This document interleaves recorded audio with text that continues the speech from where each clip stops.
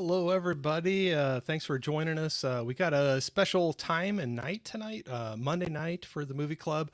I'm really excited. I got a good group of guys on here that I've been lucky enough to run into on YouTube and checking out their content, their channel. And I was excited to reach out to them and, see if they wanted to come on the show and just talk, movies, YouTube journeys, geek out on some things and just go from there. So I'm not going to waste too much time. I want to get them all out here. So I'm going to go ahead and just start bringing out. We'll start off with, so the first person I talked to is Jason here. So I'm going to bring him out here. Jason, how we doing? Good, man. Good. Good. I'm really glad that Sal sent me the link to your shows because they've been a lot of fun to watch. I'm glad I get to finally be on. Oh, I appreciate that. I'm always surprised when somebody says that, when you do that. So we got, and then I'm gonna bring out the rest so they don't have to wait backstage. But we got John in here. John was the first one hanging out. We were talking.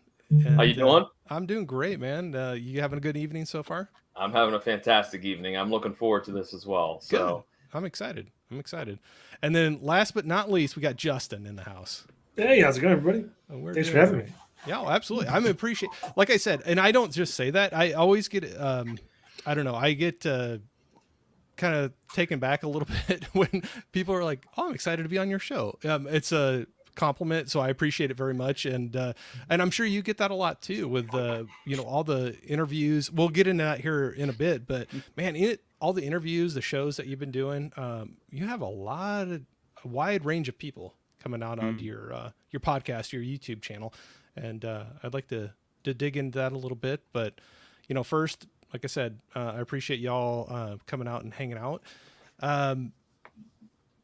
Right off the bat, I know it's 3 Geeks Podcast. I have the link in the description, so everybody can go out and check that out.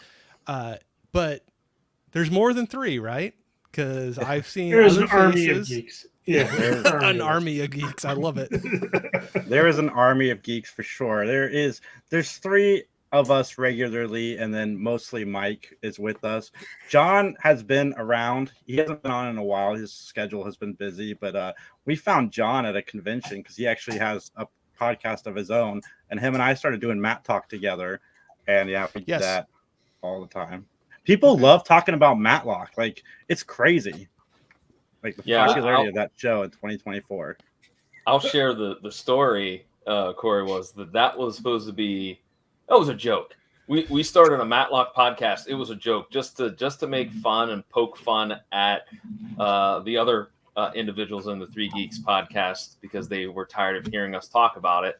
And so we put out an episode, and I remember I said to Jason, just out of curiosity, what's our listenership? Because I'm thinking there's like 15 people that listen to this. Who's going to listen to this? And he said 88. I'm like, wait, what? Well, we can't stop now. We have to go. So it's been fun. It's been really cool. We've gotten an opportunity to speak to some of the stars on the show. Yeah. We've met some new friends. It's always a blast to have people email us in and say, hey, I love this show. It was a staple of growing up, and we share that kind of that community. And our stories are very similar to many of those. Jason watched it with his grandparents. Right. I watched it kind of with my older brother, if you will. So there's kind of like that connection there, and so it's been a blast. It's been a fun. And the first half of the show is always me making fun of John, but we went from, like John said, 88 in the first episode, and so far this year Matt Talk has done almost 30,000 views just by itself. Nice. Which just blows my mind. Wow, nice. So do you ever find that, like, so that obviously is one that you said it kind of started off as a joke, and it, like, wow, this took hold. You scratched an itch, like some people wanted to talk about this and you kind of filled that. So whether Matt Talk or 3 Geeks, have you been surprised? I mean, so maybe I already know the answer with the Matt Talk, but like something that you threw out there that you're like, meh, I don't know. And it kind of took hold a little bit more than you thought it was going to. That is a very good question. I don't know. Like, just our live shows in general. When we go to like conventions and stuff, seeing that more and more people come out to see us do live shows is insane. Yeah. No, that's great. And so like Matt Talk, when you said it was kind of a joke, like that was the outlet for you to be able to talk about that. So now it's kind of a staple. That's something you're gonna go with for a while here. Every week until we're done with the show. Yeah. And then we're gonna talk Sunday about nights. Murder, She Wrote and Columbo and Perry Mason. And John just started watching Green Acres because John is caught up on all television. I was gonna say, what's gonna be the next series to go for? I don't know. We got a good thing going, and I honestly, like I said, it was a joke that we were going to do it for 1 or 2 weeks, and that was it. And it took off to a point where Corey, we actually had haters. We had Matlock haters. Come on. Yeah, we had two guys that decided to poke fun at us. Like they released, like I think there was 3 episodes. I think it was 3, because our formula was basically we review the show. We watch episode by episode. We were in the chronological order. Yeah. And we discuss, we analyze, we even poke fun at the episode. And so they went ahead and mimicked that, but they were making fun. They kind of poked fun at us and some of the things that we did, which I thought that's the pinnacle of success, is when you have people that are going to make fun of you. Hey, if people are watching and commenting, hey, one way or the other, it's traction, right? Yeah. You're doing something there. So, no, that's awesome. Awesome. Hey, I know not to break away too much, but I know a few people were dropping in the chat. I'm just going to run through just real quick and say hey to a few people. Absolutely. So, Jason, you got first. I'm for sure. I sent that at 3 p.m. this afternoon. I know. I went out to get set up, and I'm like, wow, you were early. You got out there. So, you got Jane Doe Latte in here. Say, hey, Corey and 3 Geeks. Jane Doe is, I always call her my honorary mom. She's a good friend of mine, his mom. So, but love seeing you here. Thank you so much. And we got Prince in here. Happy Optimist saying, Princey Doobie Doo. Thanks for jumping in, Prince. Saying subscribed already. Good to have you here. Thank you. Thanks for doing that, Yeah, man. thanks. We always love doing that. Daniel Snow saying, hey now. Daniel, how you doing? He's saying, one of our favorite folks to talk Matlock with. All right. No, it's great to see that. So that's why I love doing these things. A lot of times you get a little crossover of, the people that join in, your friends that hang out in the chats. And it's fun to do that for sure.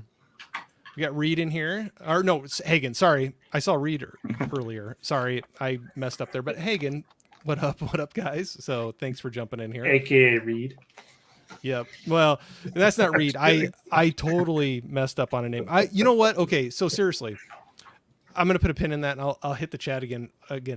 But the live streaming thing's a whole different animal, I think, when you jump out into that. And some of me juggling, talking. So like right now tonight, talking to 3U, trying to do the chat too. I'm still learning that. And man, I've misfired so many times, saying a name wrong or remembering something differently. So did you, any of you, did you have struggles jumping into live streams, or was it pretty natural when you started doing it? Literally anything you can do wrong, we have done wrong over the course of literally live shows, panels. Like it doesn't matter. We could probably. Oh man, that is true. I just own it when I do it too, and I'm like, half the time their snows aren't sure we record it. Like, do we hit the button? Like, all right.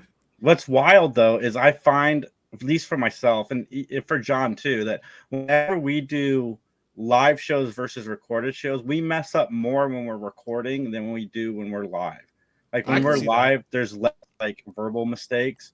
When we record, we're messing up left and right, and it's all not like nothing's different other than we're not recording. So I don't know what the brain is doing to mess it up, but we always have a lot more editing to do for the audio if we pre-record versus just doing it live. Yeah. John, how about you?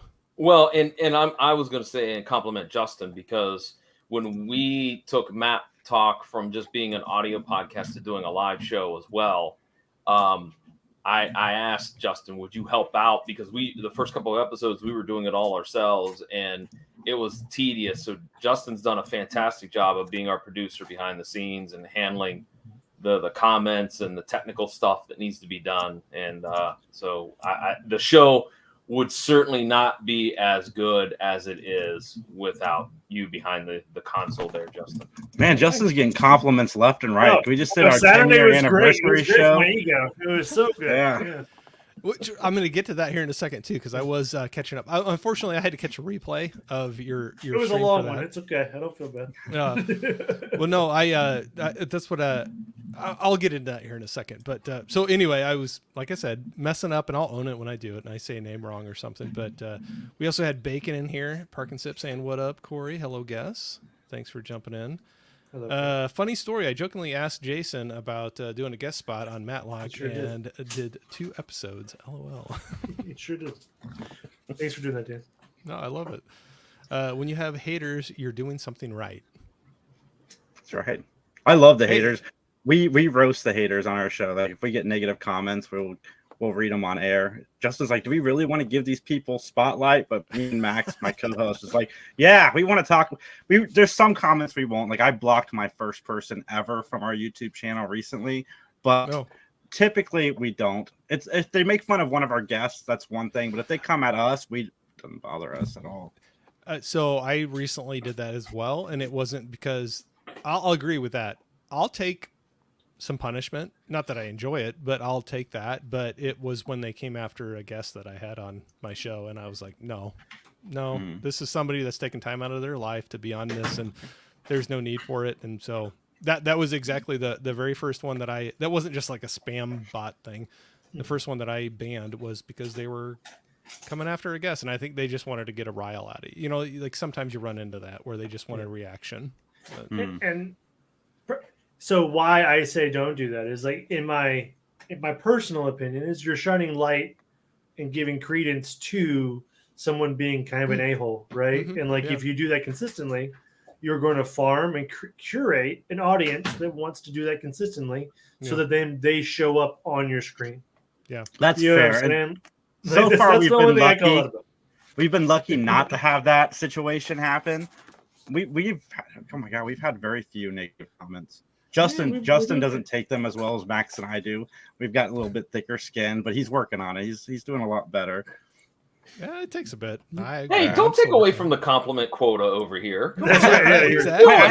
I had to bring his ego down. He's demanding $1 a month raise above his $1 a month. He's going to be submitting that increase request here pretty soon. So we have Laren in here saying, "Hey everyone," and that's true. Well, so I can be the 4th geek for tonight. So there you go. So I'll take it for sure. We got some. I'll run through these quick. Hayes back and forth. I love seeing it. We got Holland in here saying hi to everyone. Thank you, sir, for jumping in. We got Smirk in here saying good evening. What's up, guys? Right. Toyologist saying Corey. What's up, Sal? There you go. Geek Squad, what up? I know. So so Jason, you I know you've had a longer connection with Sal than I have. So that was kind of cool. Like I ran into him on Whatnot and seeing you moderate some of the shows, and then I ran into you with this, and I'm like, oh wait, this is the same person. So that's kind of been a fun connection. You know, sometimes you run into that with yeah, it's wild. I can't believe like I was buying from him. We're friends now. Like I talk to Sal almost as much as I talk to my girlfriend. Like we chat movies all the time. We started playing Fortnite recently together. I've never played Fortnite. I'm actually not bad at Fortnite. I suck at video games. At Fortnite, I'm not the worst, which makes me happy. I've never really played it, so I probably would be the worst if I jumped in. I used to game a little bit when my son was younger, before my kids, and then when my son was younger, he got into it, and I started playing a bit, but then not because I don't like it, but just time and everything. Yeah. It's tough. I don't get back to it as much as I would like to. So yeah, I would be embarrassed pretty badly doing that. So I mean, we were supposed to play Justice for Justin. Thanks. We were supposed to play a few times last week, and I fell asleep before it was time. So like, I get it. Growing up is rough, man. You have those things. Oh, I've been there so many times. You know how many times I had to. So I love movies and I love watching them, but man, there's been so many movies where I'm like, well, I'm gonna have to restart that one again because I fell asleep probably 15 minutes into the thing when I thought, I'm good to go. I'm gonna do that. But we got Larry in here, the horror cat dad, saying, hey, gents. Thanks for jumping in. Yep, absolutely. Just good people Think so. and good friends. So, no, it's great. So, I guess we'll hit into that really quick. With the live stream that you just had this last weekend, you were hitting a major milestone on the Three Geeks channel. So you're throwing out 10 years, right? 10 years, good for 4. 10 years what? You cut out. That might be generous. 10 years. We've been good for 3 to 4 years of that 10 years. Okay. Since Justin came along and actually started producing for us. But no, it's been fun. We got emotional at the end of that show. That was not expected. We did. Well, it's hard not to. I mean, so I can tell there's a great connection between all of you. So just even watching that live stream. Mm-hmm. So how did it all come about? You know, like how did you get to know each other? How did you get doing that? I guess I'll let any of you talk on that. I met Max in the summer of 2nd grade, and we've been geeky friends since then. And my cousin was the original 3rd geek, and the 3 of us would just talk nerd stuff. And we're like, well, why don't we just start recording this? So we started recording it. Justin used to come into the store that I owned for a little bit, and Max worked at.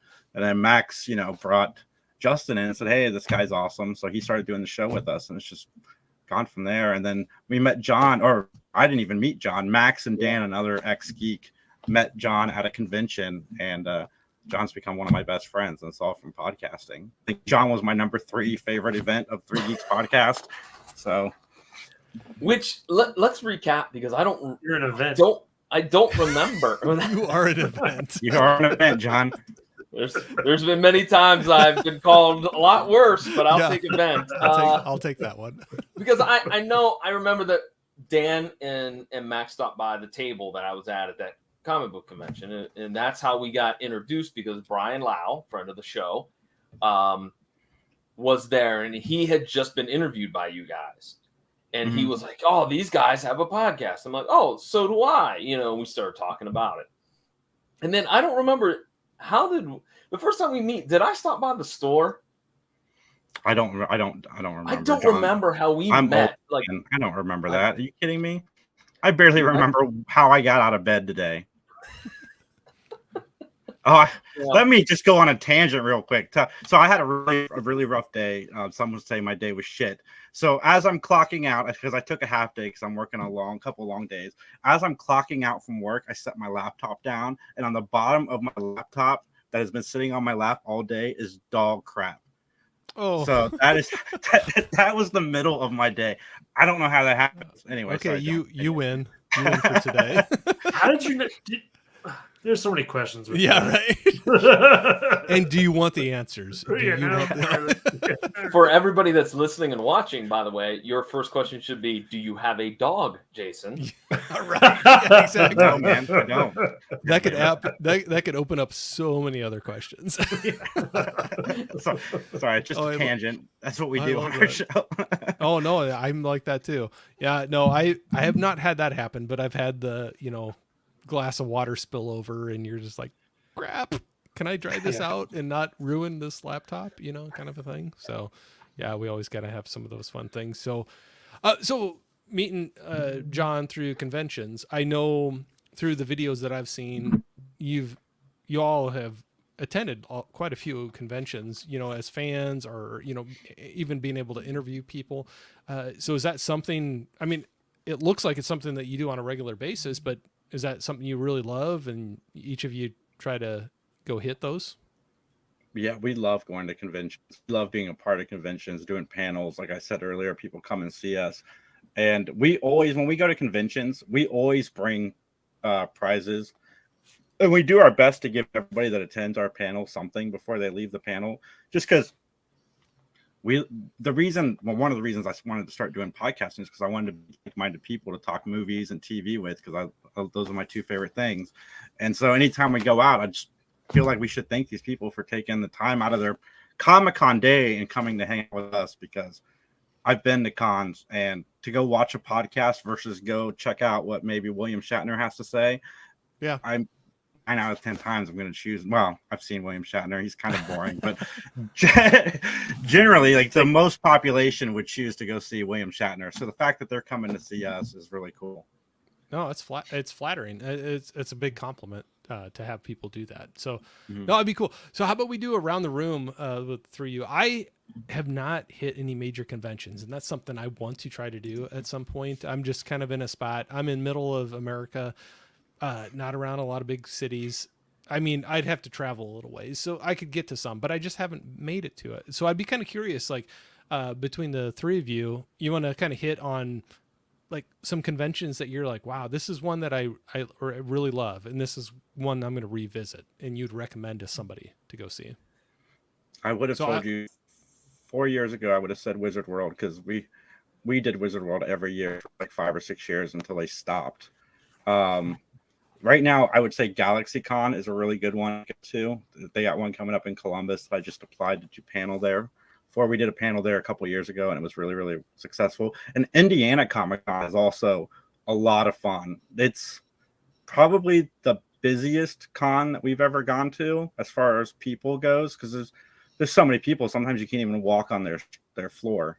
It's crazy. So where'd you say that one was at? Indianapolis. Okay. So Justin, we'll go to you then, and then John. But Justin. Yeah, sure. I think probably Jason's right on track with, in terms of Columbus, GalaxyCon is probably the one to go to. I think Monroe Pop Fest, or I think it's Monroe Comic Con now, is one we go to religiously and help out with, which has a different feel to it, which I think is fun because we have like kind of a connection. We're more like a part of that scene than we are at any other Comic Con where we've been a part of. So that's really fun. And if you like being kind of nose to nose with the creators and stuff there, that's a good smaller convention to go to if you're in the Michigan area or near it. I've always wanted to go to the San Diego Comic-Con. Hopefully someday we can work that out with the podcast, but not yet. Absolutely. John, how about you? Well, I'm going to go the opposite of Justin. Justin talked about how the Monroe Comic-Con is a great Comic-Con. I've actually gone there before we even started doing panels. I would go up there. But for me, New York City Comic-Con was the most fun, interesting, breathtaking. I know that sounds weird, but it was an event. And, because I know it's like the second largest behind San Diego. And I had a blast that weekend that I was up there. It was a long time ago. It was 2010. Yeah. But had a blast and really enjoyed it and really want to go back. So I need to kind of get that organized. Dude, Justin and I just interviewed somebody that said she's going to help us get to New York and San Diego. Fingers crossed. I hope that happens. You're not invited. Yeah, you're not invited, John.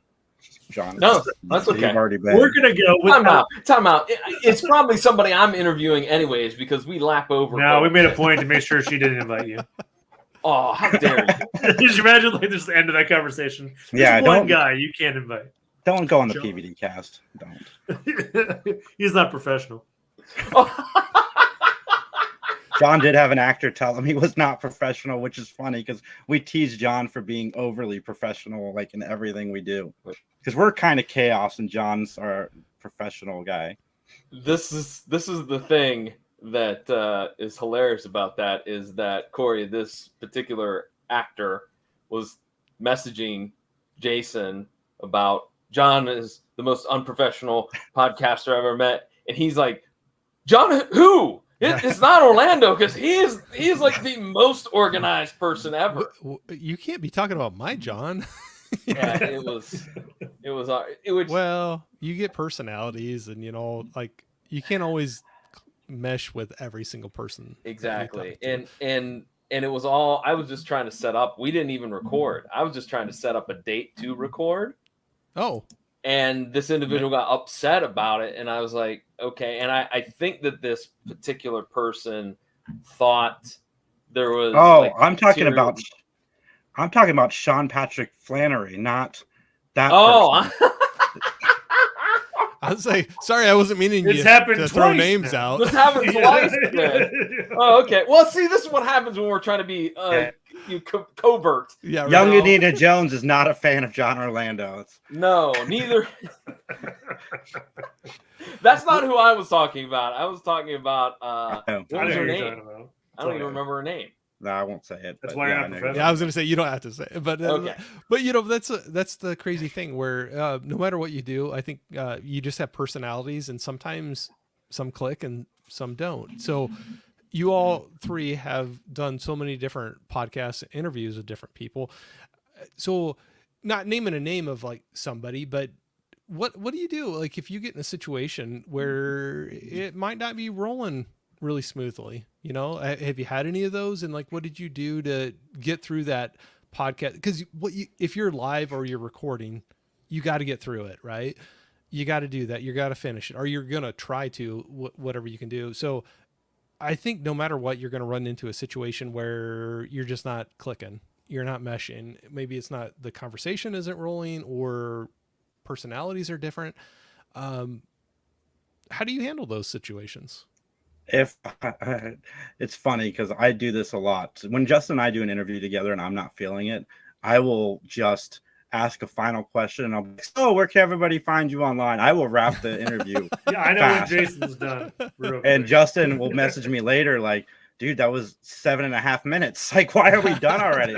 I said, dude, they just It was weren't over. talking. Like, Yeah. if somebody's not giving you anything, you can't sit there for an hour and just pull the material. Right. Well, I would. John, how about you? Well, since probably about 90% of my podcasting is pre-recorded, I mean, I have the magic of editing to kind of make things sound really good. Sure. But there have been, Jason and I had an interview one time, 2021, I think it was.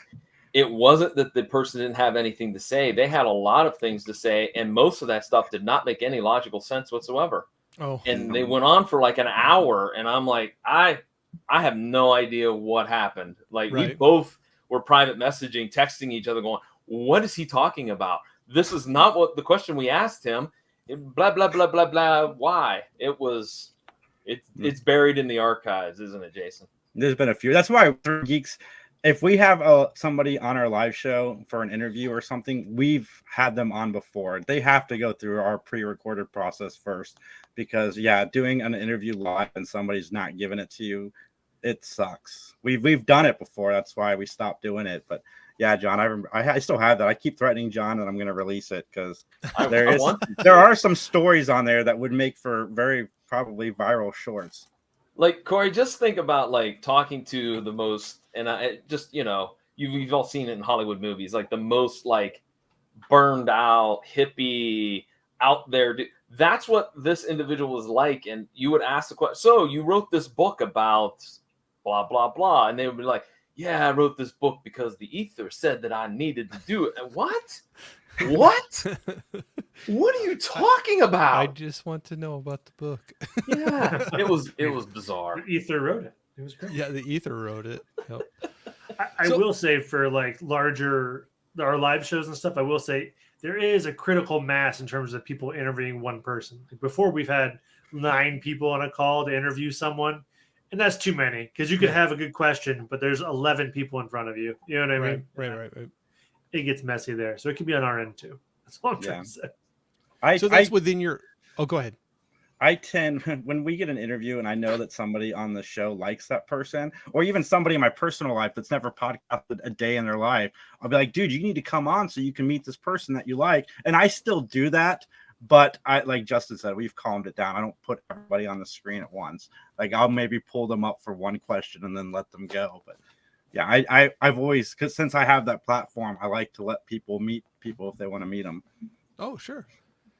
So, okay. So with that, and then I've seen a couple other people jump in here. I'm going to get back to the chat in a second. I always like getting out there to say hi to people, but I like spending time with you all. You know, I have you on here for a reason. I want to talk to you, you know, get to know more about you, things you got going on. But so with all the different interviews that you've done or podcasts between any of you, do you have one that kind of stands out that like this was it, where you were just like, okay, I'm hitting where I want to be with these things? Okay, I'm gonna.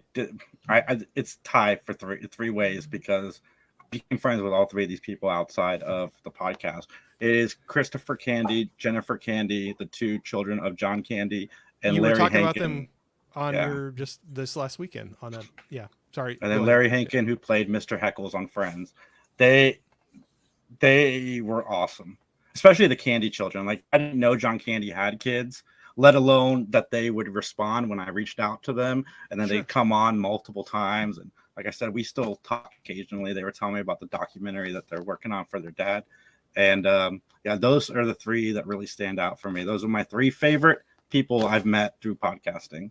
And we worked on something with Larry. Unfortunately, it didn't take off the way we hoped it would go. But yeah, it was a lot of fun. We got to know Larry Hankin very well. Mhm. Cool. How about you, John? What do you got? Yeah, I as a kid growing up, I'm a wrestling nerd, so I loved wrestling. Yeah. And my favorite tag team of all time was the Road Warriors, Hawk and Animal. And in 2018, there was a wrestling convention here in Columbus, and I got a chance to talk to not only just Road Warrior Animal, but like, because I talked to Tito Santana and other legends, but to have 4 minutes to talk to my idol blew my mind. Yeah. I just still to that day was just like, oh my God, like I was like an 8-year-old child. Oh, Like, absolutely. yes, I you can see know, that. trying not to act like an idiot, you know, and be professional was tough for that interview. I'm not gonna lie. I So think that takes a lot of practice when you meet some of those like icons, Mhm. especially from childhood. Yeah, that was my childhood wrestling. So that age, that range. So I could totally see that. I could see geeking out on that a lot too, for sure. Justin, how about you? You have any that jump out at you? Jump out. I think a few, and in addition to the folks that we have reoccurring, like Jesse Camacho has been awesome. Halia Jones has been awesome, just because they keep Halia. coming on, and anytime we ask. But Joe Alves is super cool. He's the guy that made Jaws, the shark Jaws, like the Oh, actual yeah, creation yeah, of it. yeah. And he's also done a lot of stuff with Hitchcock and a lot of stuff with Steven Spielberg. So like talking with a man that's been a part of the industry from like ages ago and like his different experiences were super cool. Yeah. As well as Randy Edelman. We interviewed him twice, and each time he kind of played the different. He's a composer, right? He did like some of the I don't know, I'm spacing, but Ghostbusters 2. Mhm. He did Last of the Mohicans, a lot of different stuff. But he would play music while he was there. Like he was in front of a keyboard. He would That's sing nice. to us. It was super cool. So if you want to hear Randy Edelman sing, go listen to one of our podcasts with him. It's pretty cool. That's awesome. That's a good shout out, Jesse Camacho. Yeah, we're friendly. Jesse and Halia, they were in Lock and Key together, and Halia has been very honest with us about the movie industry, like very honest. And so Jesse he was a big Scream fan, and we did a Twitter campaign, Camacho for Scream 7. I said, Jesse, if you get a role in Scream 7, you come on our show and talk about it. He got a role. He got a speaking role in Scream 7 or Scream 6, sorry, at the party scene. And he came on. He told us all about meeting Jenna Ortega and That's awesome. experience and stuff. So yeah, that was cool. Oh, Canadians really love us on our podcast. We learned. I was laughing about that when I was listening. I was listening to the replay of that your last weekend's your celebration of 10 years, and I just got thinking of that. Yeah, Canadians love us, you know, because I heard that kind of get thrown out as like, hey, there's another Canadian that really likes us and will follow and jump in here. So no, it's funny, but it's awesome to meet people like that are willing to share and come out and be on the podcast and just be cool people, hang out and just share their experiences. For sure. If you don't mind, I know it kind of breaks it up a little bit. I'm going to jump through the chat just real quick. Go ahead. We got Adrian in here. I know some of these I might be behind on. So everybody, I appreciate you hanging out and doing this, but thanks for jumping out here, Adrian. We got Johnny in here. What's Johnny watching? Saying what's up, cool What's kids. up, guys? Hey. Love seeing you guys. We got a lot of highs back and forth. I'll kind of jump through those. I think I said hi to you, Laren, earlier, but always love seeing you in here. I appreciate it so much. I just want to make sure at the very least I don't miss people that jumped in. And we got Steve in here, Excelsior Movie Reviews, saying, hey, everybody, Jeff should be here soon. Okay. All right. Hey, Holland, Jeff, I mentioned you were on the Rad 9 for 1994, and what movie just broadcast? Okay. Doing some people. So sometimes like YouTube channels will put out challenges, like our, do your top 9 of 1994. And so that was one that was recently done by the Rad Pack, some friends of ours. So I was like, that would be a hard one for me. That was a great year in my life. I don't know, and I'm not asking ages, but I feel like I'm an older dude. And 94 was graduating from high school and then freshman year of college, kind of a thing. And man, if you go back, there were so many great movies. So it's kind of interesting if you just throw out one single year of them to go look at films or TV even. It's funny how many that you can dig into and be like, oh yeah, I forgot about that, and really get back into it. Do you all feel, I know that you're not like strictly movies, but I know you love them as well. Do you have a certain decade, like all three of you, that you kind of will dig into? I know that's a tough one. It can be a tough question, but and it doesn't have to be your favorite, but the one that you're just like, either I fell in love with movies in this decade, or man, there just was one after the other I remember seeing in the theater. Or I'll stop talking. I'll let you guys go. I'll go. 1994. I can even say this. I saw Ace Ventura: Pet Detective 32 times in the movie theater. Wow. Okay. How old were you then? Seriously. 1994. I was 12. You were 12. Okay. 25. I conned a lot of people to take me to the movies that year, John. I love that movie. I still love that movie. It's my favorite, probably from 94. How about Justin? You got any that jump out at you? Probably the early 2000s, if not the very late 90s, like between The Matrix and Lord of the Rings. Like, there's some great trilogies for me in my childhood that I couldn't hard to beat. It was a good time. Absolutely. John, you got anything? I don't know if there's a specific era. That's fine too. Yeah. I have a specific genre. I really like. Yeah. I really like blaxploitation films. Okay. So maybe with that we say the 70s, because that's when they were the most prolific. Sure.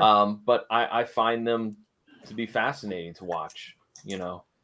Just basically because 95% of them were DIY, did them on your own, and whether they were great or bad, they still entertained you. I have a few that I picked up off of recommendations I still need to watch. So Coffee was one of them with Pam Grier, and then Blackula. I have that one too. So there was a couple where people had thrown out, and I have them.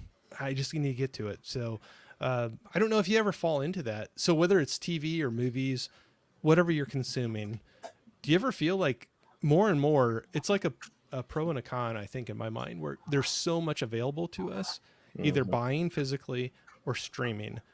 Do you ever feel like it gets a little overwhelming where your watch list is growing faster than what you have actually finished? I did that last year. Like it was last year when Andor came out. I was like, I'm not watching this. I'm gonna wait, because I was just out. I was burned out, because it seems like, especially with both the Marvel and Star Wars being on Disney Plus, like there was never an end. And I remember I hosted a panel at Columbus GalaxyCon, and it was a Star Wars panel that I got assigned. And a lot of people, a lot of those folks who are diehard Star Wars fans agreed with me. And they're like, there's no break. It's like one right after the other, right after the other, right after the other. And like, I just was like, I'm not watching Andor. I'll let it sit for a while, So yeah, I think, and I said this, I believe, a couple of days ago to somebody as well. Like, the amount of media that's out there right now has really screwed up like my joy of reading. I like to read, but there's not enough time now, it seems, in my life. So. I'm trying to get back into it, actually, but I started digging into audiobooks a little bit more because I'm a slow reader. I'll admit that right off the bat. I like reading, but it takes me a while, and audiobooks have helped me out quite a bit to get through a little bit more. But I agree with you where you just have so much there available, for sure. Justin, how about you? What do you think about that? Without doing much thought into the topic, to me, it kind of reduces the stress of seeing everything, because I know, assuming it doesn't like fall off a media site, it's there for forever.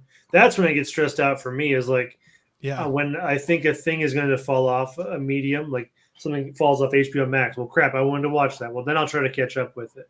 But until then, or unless we're going to talk about it in the podcast, I'll take my time. Eventually I'll get to it, or I won't. The only 2 shows recently that I've been really like, I have to watch it, was The Boys and the new not the Game of Thrones. I don't know what I'm spacing on it, but House of the Dragon. I was very religiously watching that. Other than that, I just let it come and go, and if I catch it or I don't, either way, I'll make it up at some point if I'm interested. Okay, Jason, how about you? I watch a lot. I watch a lot of TV. I work from home, and I'm lucky that I have a gift of multitasking. Like, I can pay attention to 2 things without one suffering. So I watch a show going and listen to it while you're working. Yeah, I have a lot of TV that I watch, and I watch a lot of TV. Fallout is one of my favorite shows of this year so far. See, I have not gotten to that yet, but I've heard so many good things about it. Did you enjoy the game? It's an important caveat for that. Then I think you'll like the show then. Yeah. I'm more the older games though, because like I said, I kind of started trailing off with but I remember really enjoying like New Vegas and I got into Fallout.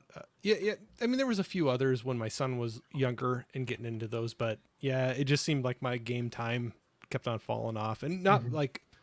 I'd love to be able to play more, but I'd love to watch more movies and TV too. But you got to sleep and you work sometimes, right? And all that other fun stuff. But so, are you all gamers? Do you still play video games or no? It's not I do.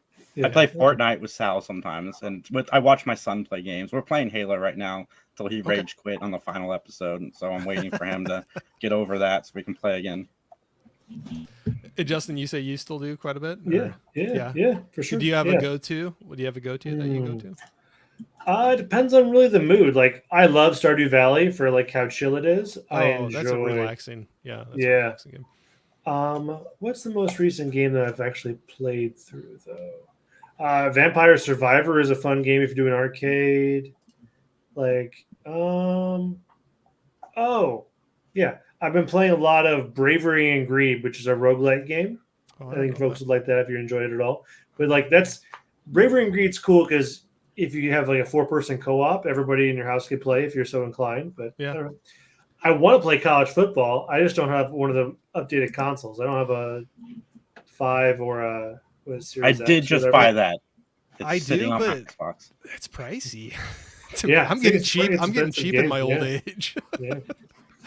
But it's probably, with inflation, it's probably the same as what I was buying games back in the day too. But I think it'd be fun. And now they can have the names on the jerseys and everything of everybody. But I saw 2014, the last one before that, like before it went out of. I have one of the old ones on the Xbox. I know I still have that, but. So it's kind of funny when you threw out Stardew Valley, it's kind of a chill, relaxing game you can go into. That was one thing I know I ran into. So it was like last Friday, had a hard week, just busy with work, everything else. Nothing like horrible, but just I wanted to just, not have a movie that asked a lot of me and just could give me some chuckles. So I did a double feature, and I said it was my comfort movie double feature for the night. I did Wayne's World and Tommy Boy. Oh, good calls. All good calls. Just something fun. So do you ever have anything, and I can kind of go around the room again on this too, whether it's movies, TV, or games, that it's a comfort one for you that you could go back to if you're in a bad mood or you're stressed, that it's just one that can lift your spirits a little bit and have fun with. Whoever wants to fire off. I know I'm doing all the hard questions tonight. Ace Ventura, and I know the guys are tired of hearing me talk about The Big Sick, but that is my movie. I love that thing. And popping on, episodes of Big Bang Theory with my daughter. That's something I do because you can just throw it on and watch it. Yeah, those are mine. So definitely comfort ones. I'm trying to think, to be honest with you, Corey. Justin, I'll let you go first. That's good. I mean, my go-to for most things is like the Lord of the Rings trilogy if I Okay. really need to go like into my bag. Because when I was a kid, those movies first came out. I think I watched like Two Towers every day for like a month. It was that ingrained in me. So that and book wise, Harry Potter. I read those books consistently for forever. So like I could dive into any one of those books and know what's going on. So that'd be a good way to Let me go take a back. stab at John's. John's is the Flying Nun in Maud. He's actually got a B. Arthur statue in his stop it. bedroom. Ah, Stop it. First of all, just stop it. All right, just stop it. we don't need to have a big fight online. No, I'm just kidding. You'll notice. It's funny you mentioned the mod. Why did you mention mod? Like of I don't know. all the oddball, why? Because it was the only one that had B. Arthur that wasn't Golden Girls that I could think of.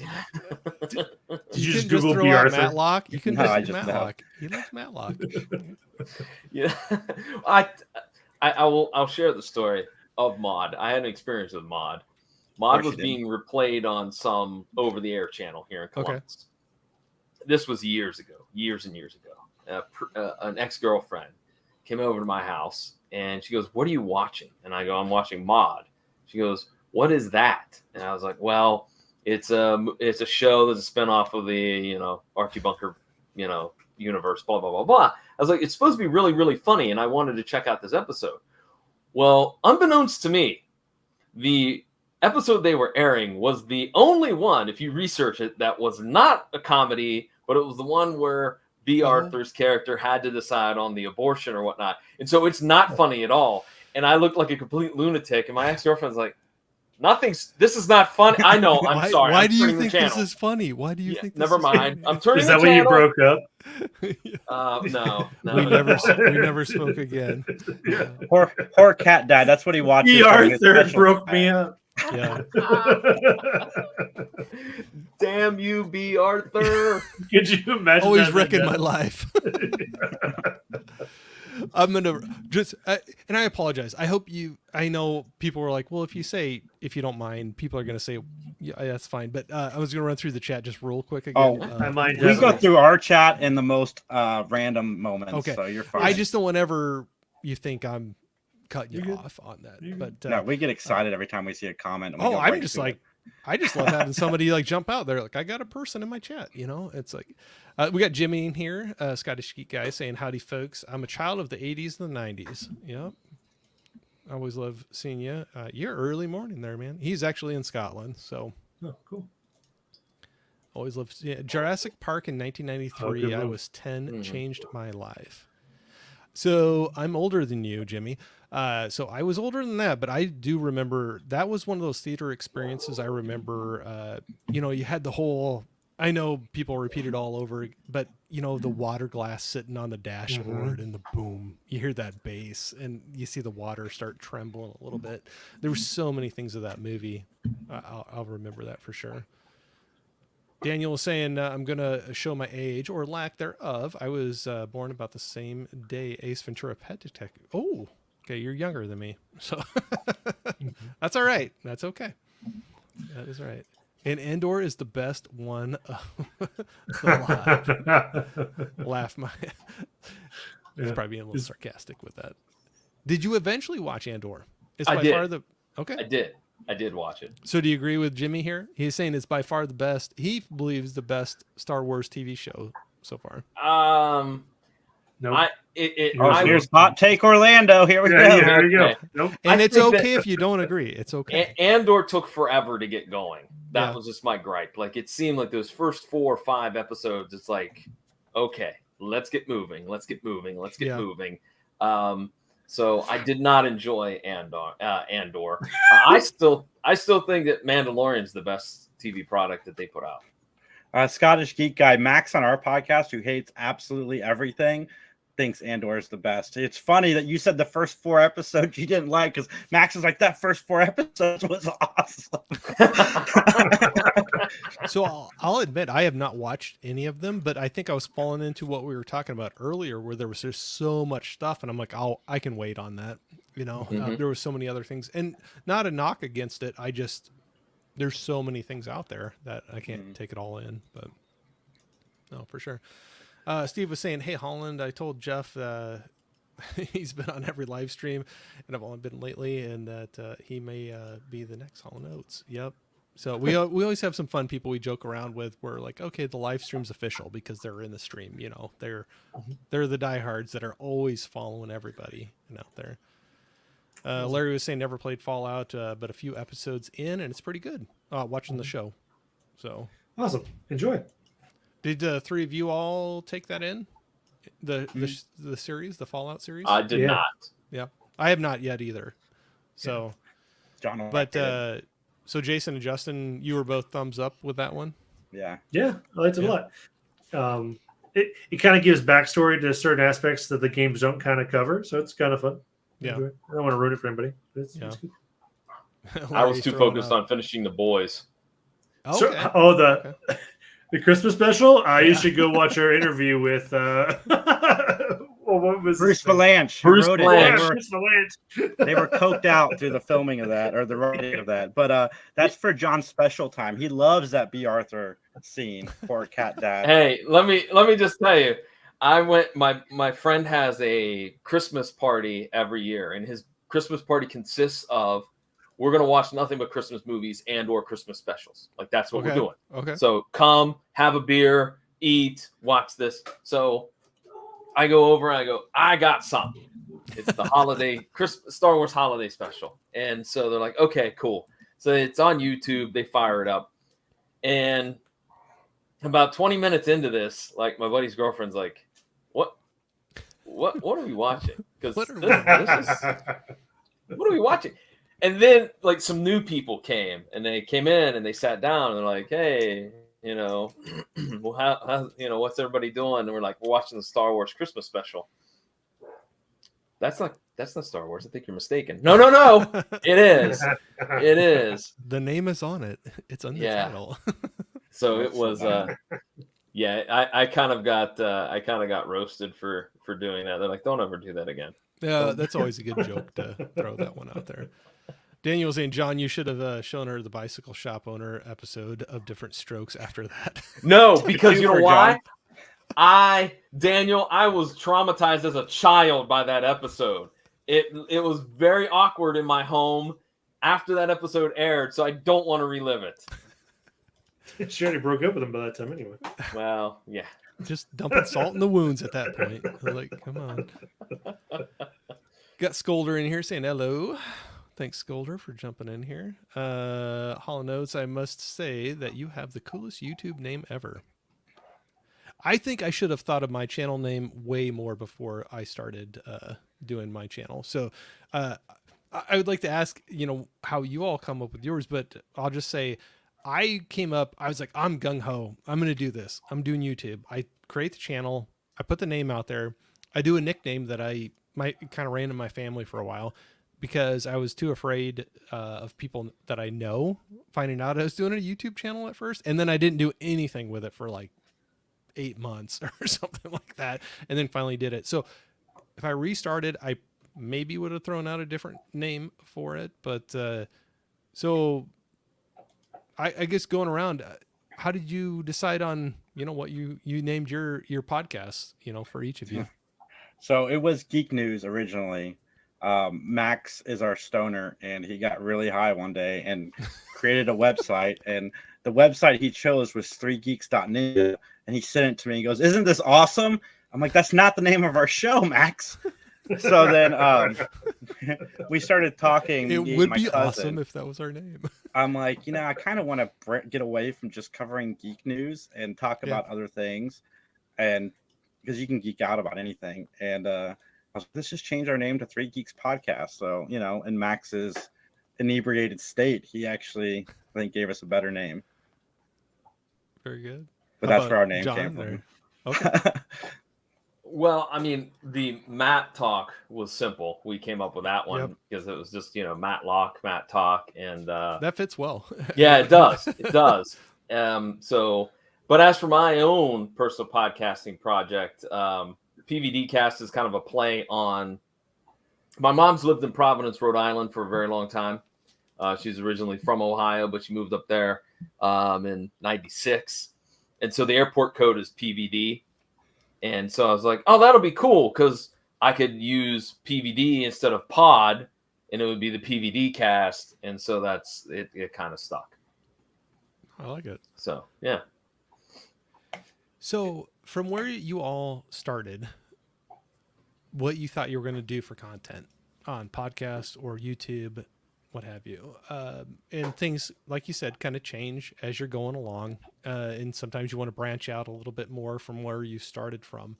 Can you see anything that you haven't done yet, or areas that you would want to jump into going forward in the future, or you're happy on the course you're at? And I don't think there's a bad, there's not a right or wrong on that answer, but just kind of curious. I would like to do more scripted stuff, just a couple scripted shorts that I would like to try to take a hand at. And I've always joked about making a Hallmark Christmas movie spoof about them needing to tear down the local parking garage to build another parking garage. But I just haven't had the time to do it yet. Yeah. Justin or John, do you either of you have anything? Or Justin, I'll let you go. Sure. Yes and no. I think in terms of reflection on our channel, we have a very much a lack of, like, we have the live show and we have short form content interviews. There's not really, those interviews can go anywhere from 15 minutes to a couple of hours if we're so lucky. So, like, I would like to get something between that 5 to 10 minute range that people will enjoy and watch and want to come back to, because I'm not sure we're serving our audience the best. I just don't know what that content is, but, like, I think there is a time range that we're not hitting that I think the channel would benefit from. No, I could see that for sure.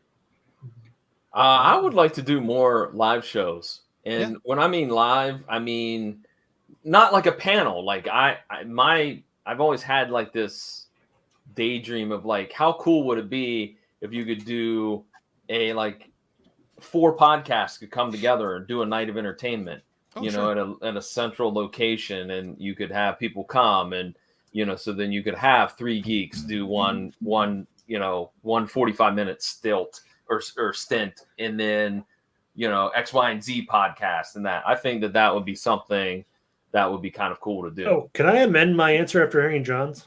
Nope, I just thought about it. Nope, you're done. All right, that's fine. I'm kidding. I'm for a penny and for a pound. I'm just being a smart ass at this point. That's a good. No, go for it. We get so many screeners and stuff that get sent to film festivals and that really never make it to a film festival. I always thought it'd be kind of cool to do, like what John said, with a weekend where you probably bring in like a producer, a director, or the actors, and present their short film, and like do like a weekend of it where it's like back to back to back to back, and we just have kind of our own film festival. It's online for the folks that didn't make. I don't pick a film festival, the Sundance. It doesn't matter. Yeah. Like, and I always thought it'd be kind of cool because we get so many. We get tons. We get, I don't know, a few of them a month, if not more. So it's just kind of consolidating that into like a weekend where we bring in a director, a producer, an actor to talk about their thing that they worked hard on to showcase it. I always thought that'd be kind of cool. Another thing I'd like to do, and John and I have it's been a lot harder than it should be. We want to start doing Matt Talk live at like nursing homes and stuff, entertain some of the elderly. The tapioca pudding crowd. Yeah, we call it Jason and John's pudding hour, but it's been really hard to get set up. I don't understand it. And goof on them because we don't present it as Jason and John's pudding hour. Obviously, we say, "Hey, we're gonna come watch Matlock with them and then talk about it afterwards." But it's been really difficult to make that happen. Yeah, I've looked into. In fact, there's an old folks home, whatever you want to call those facilities, like literally 2 minutes from my house. 2 minutes.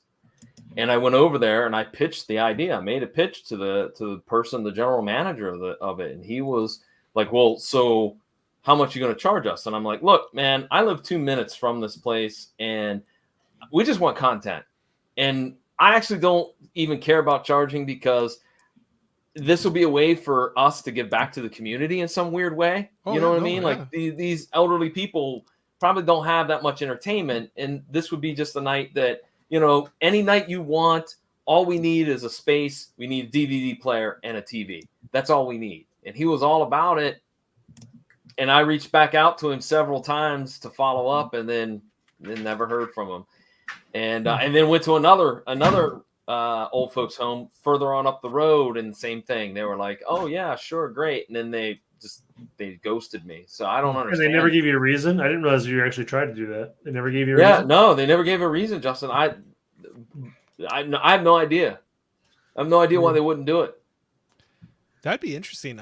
Not only a live stream, but a truly live stream. Like you're in a live audience in front of you, and you'd watch the show together and talk about it. Is that what you were looking at doing? Yeah, that was the goal. Was we would take 2 hours on whatever day, and say it's 7 to 9. We go over at 7 o'clock. We introduce ourselves. We talk a little bit. We watch the show with them, and then we'd record. We'd record the episode there and have interactions with them, which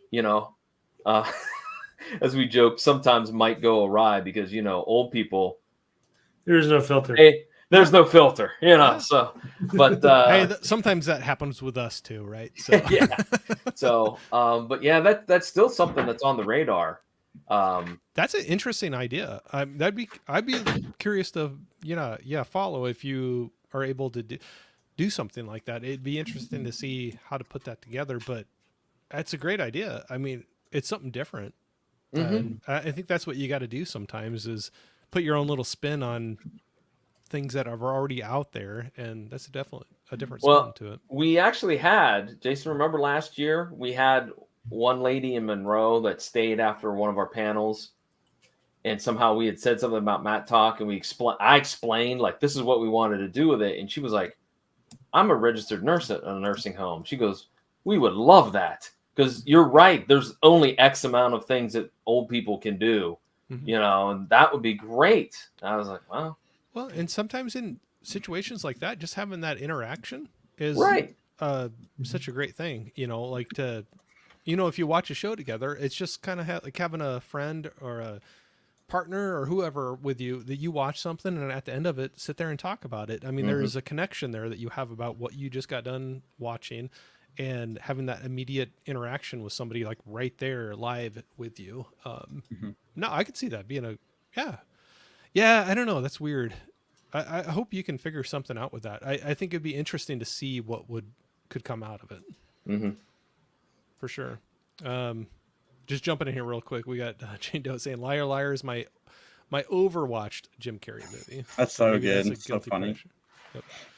Larry was saying first 2 seasons of Mando were awesome. So you got to vote on there. Saying hi to each other. Larry's also saying, I'd argue Star Wars Holiday Special is better than Last Jedi, but that's just me. Is that a hot take or is there agreement in the house? Well, with the Holiday Special, you do get the origin of Boba Fett. So that's true. That might be enough to put it over the edge by a little bit. Oh, that's funny. Yeah, I always can count on him for a laugh on that. But Daniel was saying, too bad Grandpa Simpson isn't real. He'd get the connection at the old folks' home. That's true. Get the hookup. Yeah. But so, no, it's cool. So those are some new things that you might, you're trying to get going on the channel. One thing I would say, I'm new to this completely. So especially if you're like throwing out a 10th anniversary of being on YouTube, I am super, super new to all of this. So like somebody like me or anybody getting into it, what things do you do to keep it fresh for you, to keep motivated, to keep putting out, videos on this? Is there anything, or is it just, it could be completely fun to you day in, day out, or is there anything that you do to kind of mix it up a little bit and keep it going? I'll comment first if that's all right. I'll say like for my podcast titles, for my episode titles, I started making more creative ones because I used to just list episode 370 is Wilkie's from movies and me. Yep. But I did too.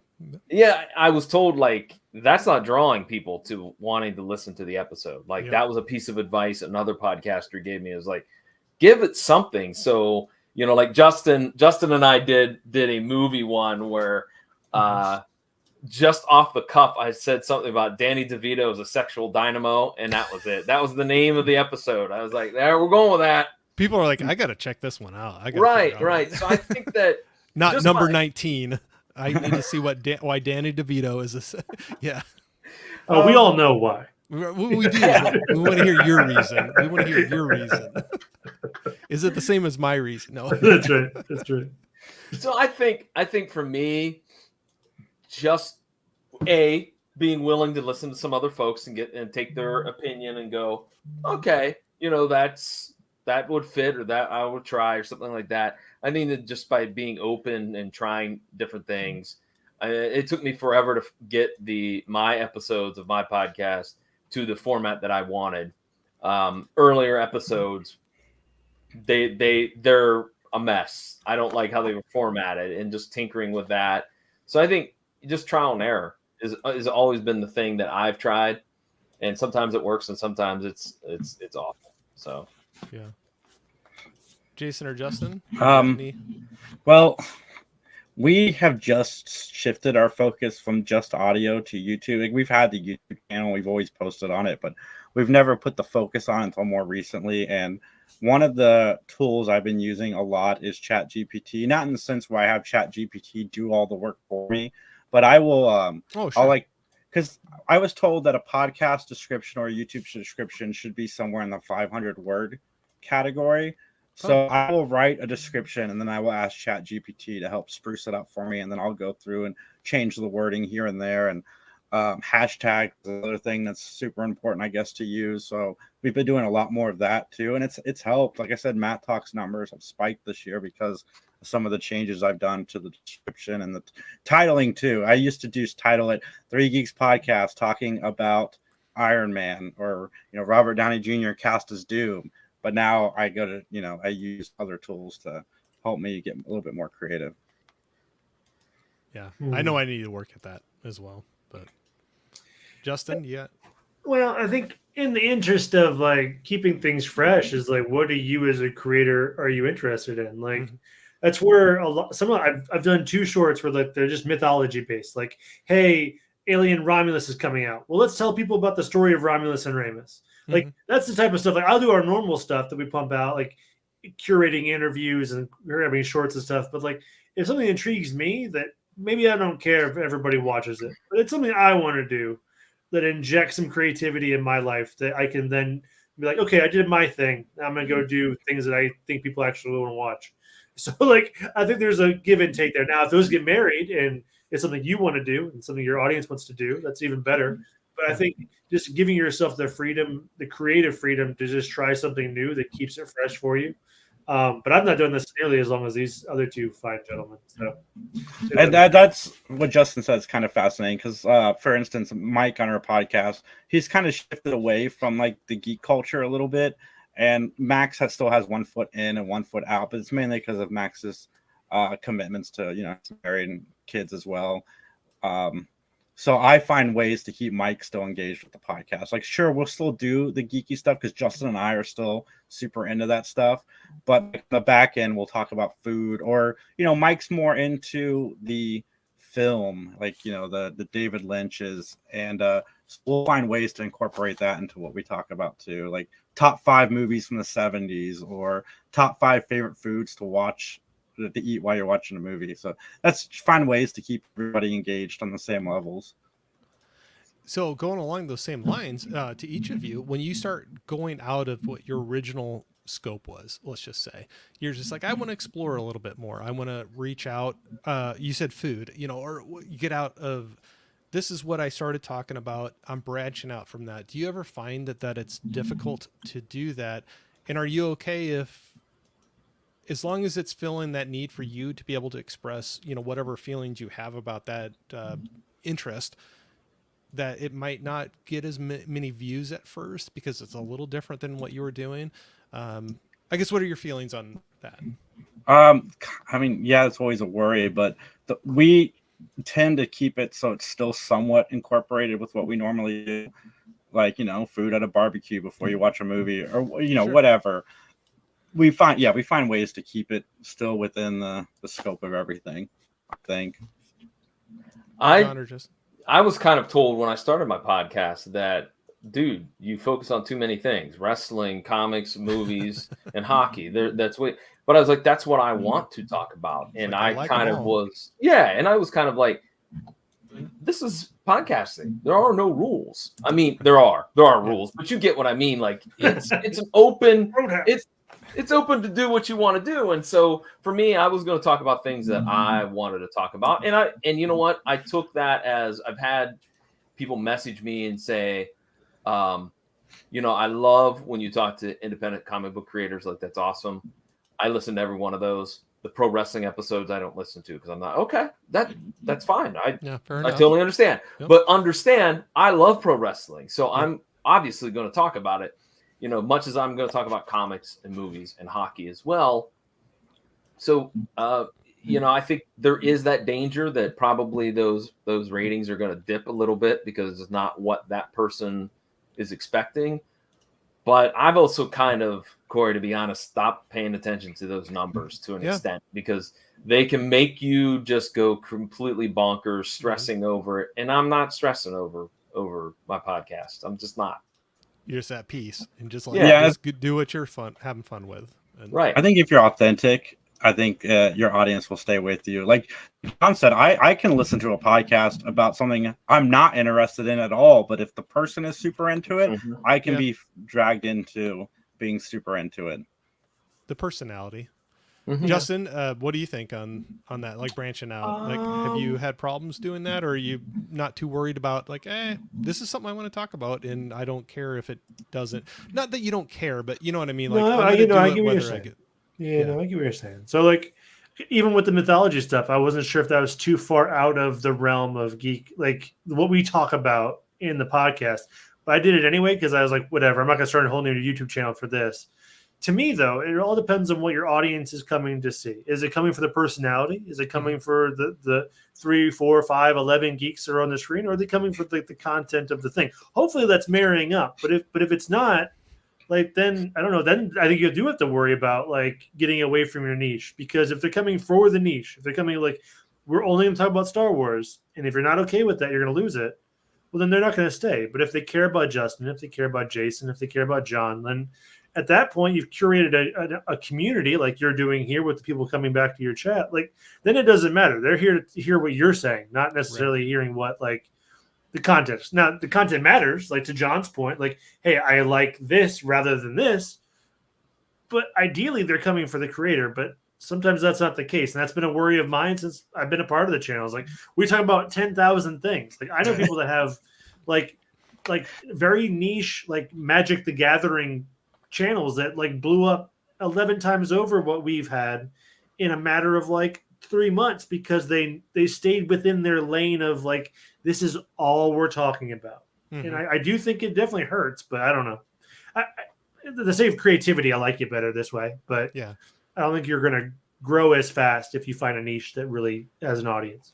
Yeah, and I think there's a balance that you have to kind of think about. I think there's pros and cons doing it both ways, and you just have to be comfortable and understand that if you take the road like I do, I'm talking about these 4 things, that there may be somebody that's like, oh, I'd like to check that out, but I don't really like hockey or whatever. So I think that as long as you keep that in your mind, that there's that pros and those cons, that, just don't be surprised if some of those results are not the results you wanted. Yeah. And we found that I post a lot on TikTok and Instagram, as I'm sure you've seen. We found that just because something doesn't do well on YouTube, like I think Justin's first short that he did, like his niche one that he talked about, and he did a good job of pulling it back in with something geek. But I think the first one did well on YouTube, but the second one did better on TikTok. And we've learned that sometimes, it'll spark somewhere else. So yeah, you just put it out, see what happens. So like I said, I'm still new to all this whole thing. I'm in YouTube. I'm doing Instagram. I started throwing the videos out on X, Twitter, but I've never gotten out onto TikTok. But has that been a newer thing, or do all of you do TikTok? No, I don't. Okay, I barely do anything but YouTube, and that just in terms of like I edit the videos, I send them to Jason, and then whatever happens after that happens. I think it disseminated across. Justin uploads to YouTube, and then I do the rest. But TikTok, we actually had a video go viral on TikTok, or my version of viral, 126,000 views. Consider that. Yeah. But yeah, no, TikTok's new for us. It's exhausting. Yeah. It's all exhausting. I hate social media. We had to freaking sell out to the man. Now we're paying for X just so we can keep streaming there. And that made me nauseous when I saw our check mark today because I paid for it. I swore I wasn't going to pay for Twitter. And Justin's like, we should do it, man. We have a big audience over there. And I'm like, I know we have a big audience over there. But, okay. So as an independent, okay. All right. Corey, if I said our average from X was 30 to 50 live viewers consistently, would you not also pay the monthly? Like, I'm like, we are actively pushing out like a large section of people. Yeah, no, it's hard to step away from that. But I can also understand where you're just like, almost like, I don't know, you sit back there and it makes you sick to your stomach, or like, I got to pay for that now. Like maybe because you were able to do it before, right? And then they switched it where you had to pay Correct. to live stream to it. You got it. So I could see where that is. It's hard to take where you're just like, and then you don't want to just give those people up. I mean, like you said, if you got 30, 40, 50 people jumping in and watching your live stream on that, that's tough to take that away. To me, that's a lot of people. To me, it's a lot of people too. Yeah. So right. And it wasn't that expensive. I thought it was $20. It was only $8. That was easy to stomach. Well, let's lean into that, the principle of it, because it is rough principally. But yeah. So I'll say this: I am trying that out right now. So I did pay for it, and so I'm streaming to mine right now too. But I haven't pushed that a whole lot, so I don't know how much traction it's getting. But I've done this a couple times where I'm not going to spend a ton of money, but I'm like, I'll do an experiment. Like I'll try it for a month or two and just kind of see where it goes from there. But my main thing has been on YouTube. But like I said, I'm still new and figuring out all the things. But Jason, I know you were you were throwing it out on your Facebook too. Do you find a lot of traction going out there when you're doing the live streams, or it's just like if you might as well like throw it out as many places as you can, just do it? On my personal page, I get quite a few, but 3 Geeks does okay. Most of our social media hits come from, I'd say, Instagram. Again, my personal and Twitter is where we get most of our hits on. Not Twitter, I'm sorry, TikTok. Twitter, we have the most followers. We have like 5,200 followers on Twitter. Wow. Okay. Mm-hmm. Yeah, I have nothing close to that, and half of them are probably bots of some kind. Some of ours are probably too. Well, when I started that up, I was like, I'll try it out, because somebody was like, well, if you're going to do this, like, try it, just throw it out there. Like, just try it for a few months and do the live streams out to that. And I was like, oh, look how many more followers I have. And then I started looking at the followers, and I'm like, yeah, that's not a real one. Yeah. But that's kind of funny navigating this whole the social media thing. So so we're talking about podcasts, we're talking about YouTube, Twitter. What was the first that each of you kind of broke into? Like which social, like when you started, like, I'm going to do this, whether it was a podcast on Spotify or, whatever format or platform or YouTube, what was the first one that you kind of like, this is what I'm jumping into? Yeah. Podcast. Yeah. Podcast. What platforms? I'm just curious. Like, I don't even remember which one we used, but I know we were on Stitcher and Apple first. I think we were on Apple first, and then we branched off to Stitcher. I don't even know if Stitcher's still around. I'm sure it is. I don't even know Spotify. We were on Spotify at the time, but we did post on YouTube almost from the beginning. Though we post the audio only. Stitcher is no more, because I used to do really, really well. That was my best outlet was Stitcher, but I forget who bought them out.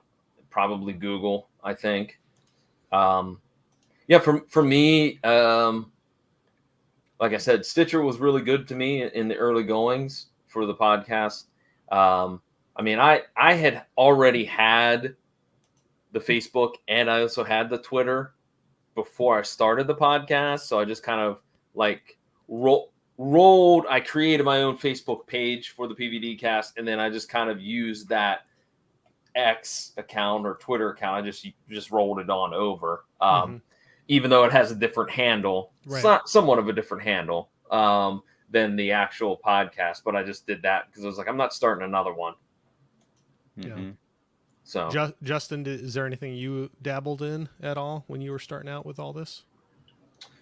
Just the monthly pull, which is where I kind of dabbled into the podcast scene with Jason and folks, was with Max and our buddy Dakota.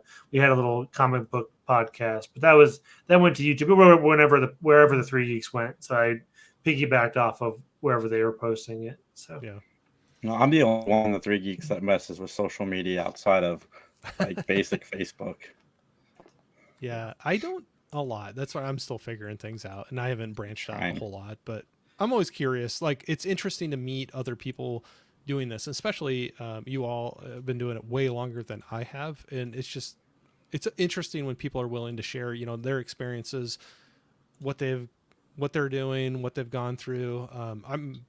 I could hear that story 100 times, and it's always interesting to me because everybody's story is a little bit different, where they came from, why they're doing it, and what they're getting traction with. But do you have a moment where you were like, yeah, we're gonna do this, this is what I want to do, that really set you off to, like, whether it's YouTube or a podcast, that you really remember tripping you to really get going into it? I was a really big fan of the podcast AMC Movie Talk. That was one of the ones that pulled me into wanting to do podcast. Schmoes Know back in the day. And my buddy Mike was doing stuff on YouTube, and he kind of I was like, God, I want to do something with Mike. So, and like I said, Max and I were having the conversations, and it's one of those things that anybody out there that wants to start a podcast, just do it. Like, don't talk about doing it, just do it. Because if you just talk about it, you're never going to do it. And we went on, sucking and all, but we went on and did it. And my social anxiety did not work very well for podcasting back then, but it's fixed now, I think. But those were my three big influences. Yeah. John or Justin? Well, mine was a little bit of a different Howard Stern was a big influence. For me, at that time, I was listening to a lot of Kevin Smith's podcasts, like the Smodcast. I was listening to The Art of Wrestling with Colt Cabana. And long story short, I've also kind of worked in the indie wrestling scene in Ohio.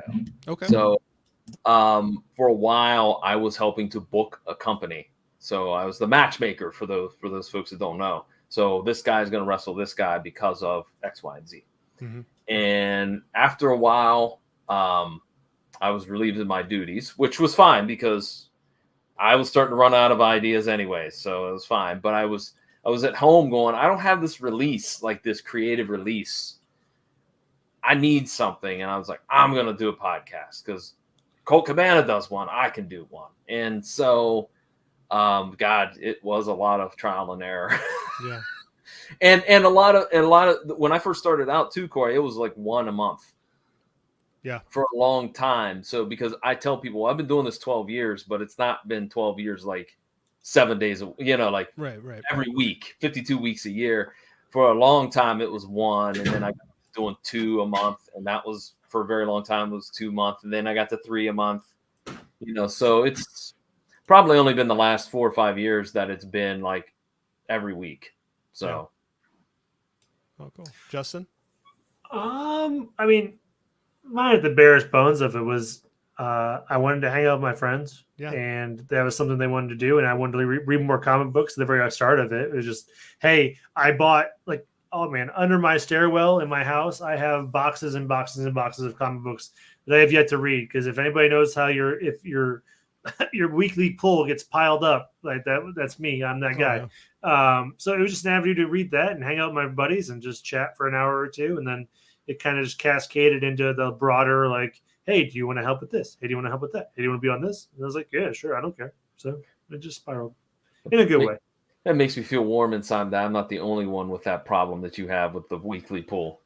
Dude, I had to stop. I had to call him and be like, hey guys, I like you a lot, but I can't come in here and keep spending money that I'm not going to read. Like, I got to talk to you guys. Yeah, I can't go to comic books anymore. I've got a problem.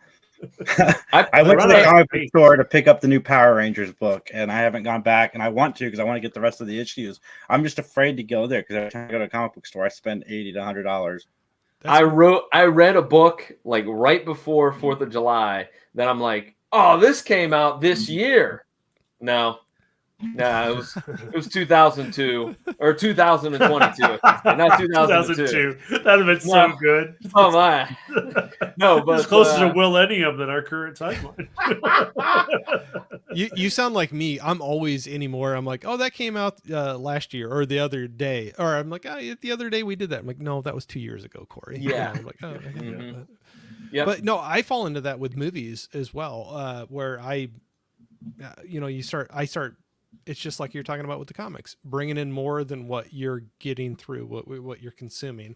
And I think all of us as collectors, no matter what you collect, you get that point where you gotta, I don't know. For me, it kind of ebbs and flows where it's like, okay, I gotta pump the brakes a little bit. Let's dig into what I actually got here. There's things on my shelf I haven't watched yet. Why am I bringing in more?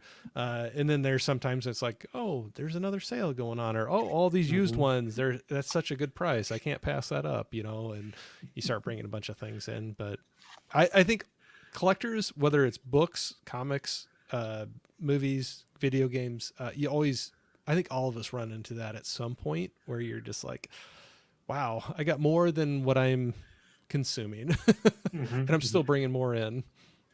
I always turn on the TV show Hoarders and be like, just don't be like that. Just don't. Just be able to walk to the kitchen, like, don't have it blocked. Actually, Justin, if I could share a story real quick, my friend of mine back in my hometown, he inherited a house. That's a long story, but it was a hoarder house. And one night the alarm went off, and the cops called my friend and said, hey, because he wasn't living at the house yet. He was still cleaning it up. He goes, hey, somebody broke into the house. I'll be over. This person broke open the screen door, managed to mess with the lock and get the door to open, literally took 2 steps in, turned around and left. Oh, nice. Like they had footprints from the mud where they went in and like, oh, never mind. And just left. I was like, that's awesome. We don't have too many stories of hoarder victory, stories. Right. No, you don't. You don't. Look at me now, Ma. Yeah. Well, it's funny. Here, I'm going to hit just a couple more in here. We got saying, hi, I miss Gizmo. Have you seen my sexy Norwegian boy? I have not lately. I miss him too. I love him to death and always love talking to him about movies, but I have not. So, hey, Mark, what's going on? Saying hi. Larry, you mentioned this before. He uses vidIQ quite a bit. There's a download tool, like a Chrome extension, that kind of helps with some of the suggestions of like titles and descriptions of. Okay. I have not used it yet, but I know I did a live stream with him, and he was saying that they use it quite a bit on there. So I still need to check it out. I procrastinate, and I have not gotten to that yet. So. Saying hi to each other. As I was once told, it's your channel, podcast, whatever, you can do whatever you want. Yes. Yeah. You make the rules. It's yours.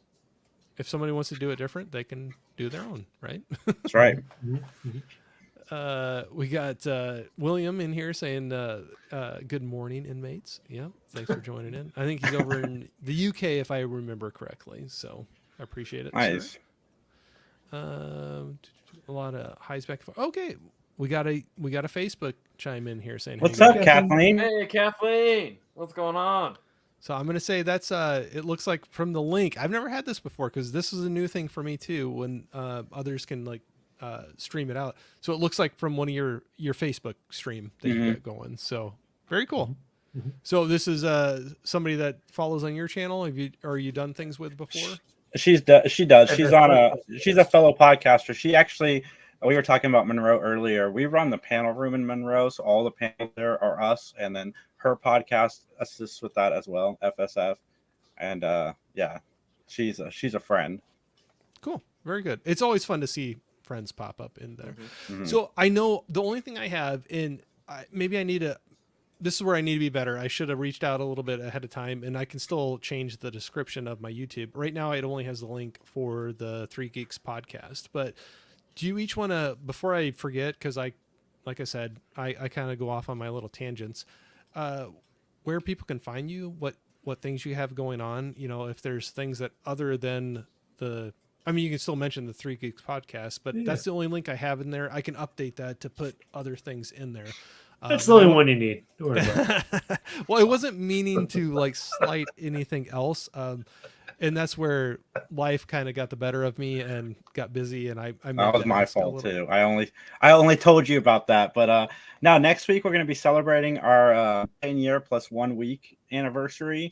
So definitely tune in for that. It'll be a lot of fun. The week after that is 10 years plus 2 weeks. And Right. Really going to milk this 10-year thing. I would. Next week we're bringing our game back. We play a game where we have 2 teams on that will remake a movie, but I kind of put a different spin on it for next week. So I've been pitching on my social media. I want to see a movie where Amelia Bedelia and Inspector Gadget fall in love in a rom-com setting because I think they'd be a great couple. So in next week's Remake Revolution, 2 teams are going to pitch 2 characters from childhood that put them into a movie together and spin a story that makes sense for those 2. So that should be a lot of fun. That's next week's show. Okay. John, as for, first of all, Matt Talk, let's talk about it. Yeah. Go for it. Every Sunday it's live, 8 p.m. Eastern Standard Time. Best way to find it is to go to obviously the YouTube channel, but also at Matt Talk Podcast on Facebook. That's where you can catch all the updates and announcements and all that jazz. The PVD Cast, pvdcast.com, or it's available through all those, Spotify and iHeartRadio and all those apps and outlets. This week, at least for the next few days, it is the episode where myself and the pro wrestling pundits sit down with me, and we talk about SummerSlam, the fallout for SummerSlam, what might be on the horizon for certain WWE stars, a bunch of different wrestling-related content.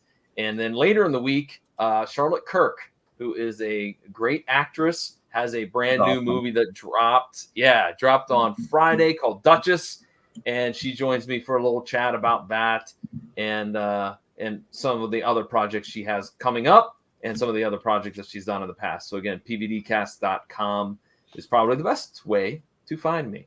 And after you watch John's mediocre interview with Charlotte Kirk, you can check out our good interview with Charlotte Kirk on Three Geeks Podcast up now. When is that? When are you doing that?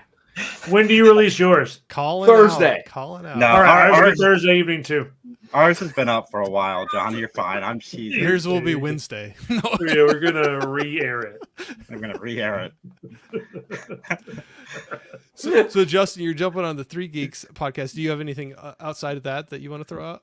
Or, no. It's fine if you don't. I only have one thing. I don't have 11 things like John Orlando. Oh, gosh. So I am. Sorry, just taking shots. I have enough keeping up with my one thing too, so I don't blame you at all whatsoever. But no, that's curious. Like with the podcast, John, we were throwing out, the pvdpodcast.com. And you were saying that it was like the good way to. Is there one that benefits you more than the other? Actually, to be honest with you, I do. pvdcast.com is the website that I started way back when I first started this, and over the years, it's become an antiquated thing. Like, there's not a lot of people going there to listen, and I understand it. In fact, it was Jason that just gave me some advice, I believe, in April or maybe in March or whatnot. Stop directing them to a website. Put the Libsyn link right there. Like, when you write the description right there, because nobody wants to go search for it. It's right there in front of their face. They'll click it. And so I've been noticing a much more traffic on Facebook for me. And then Libsyn as well pushes it out, even though Libsyn's been a little bit wacky.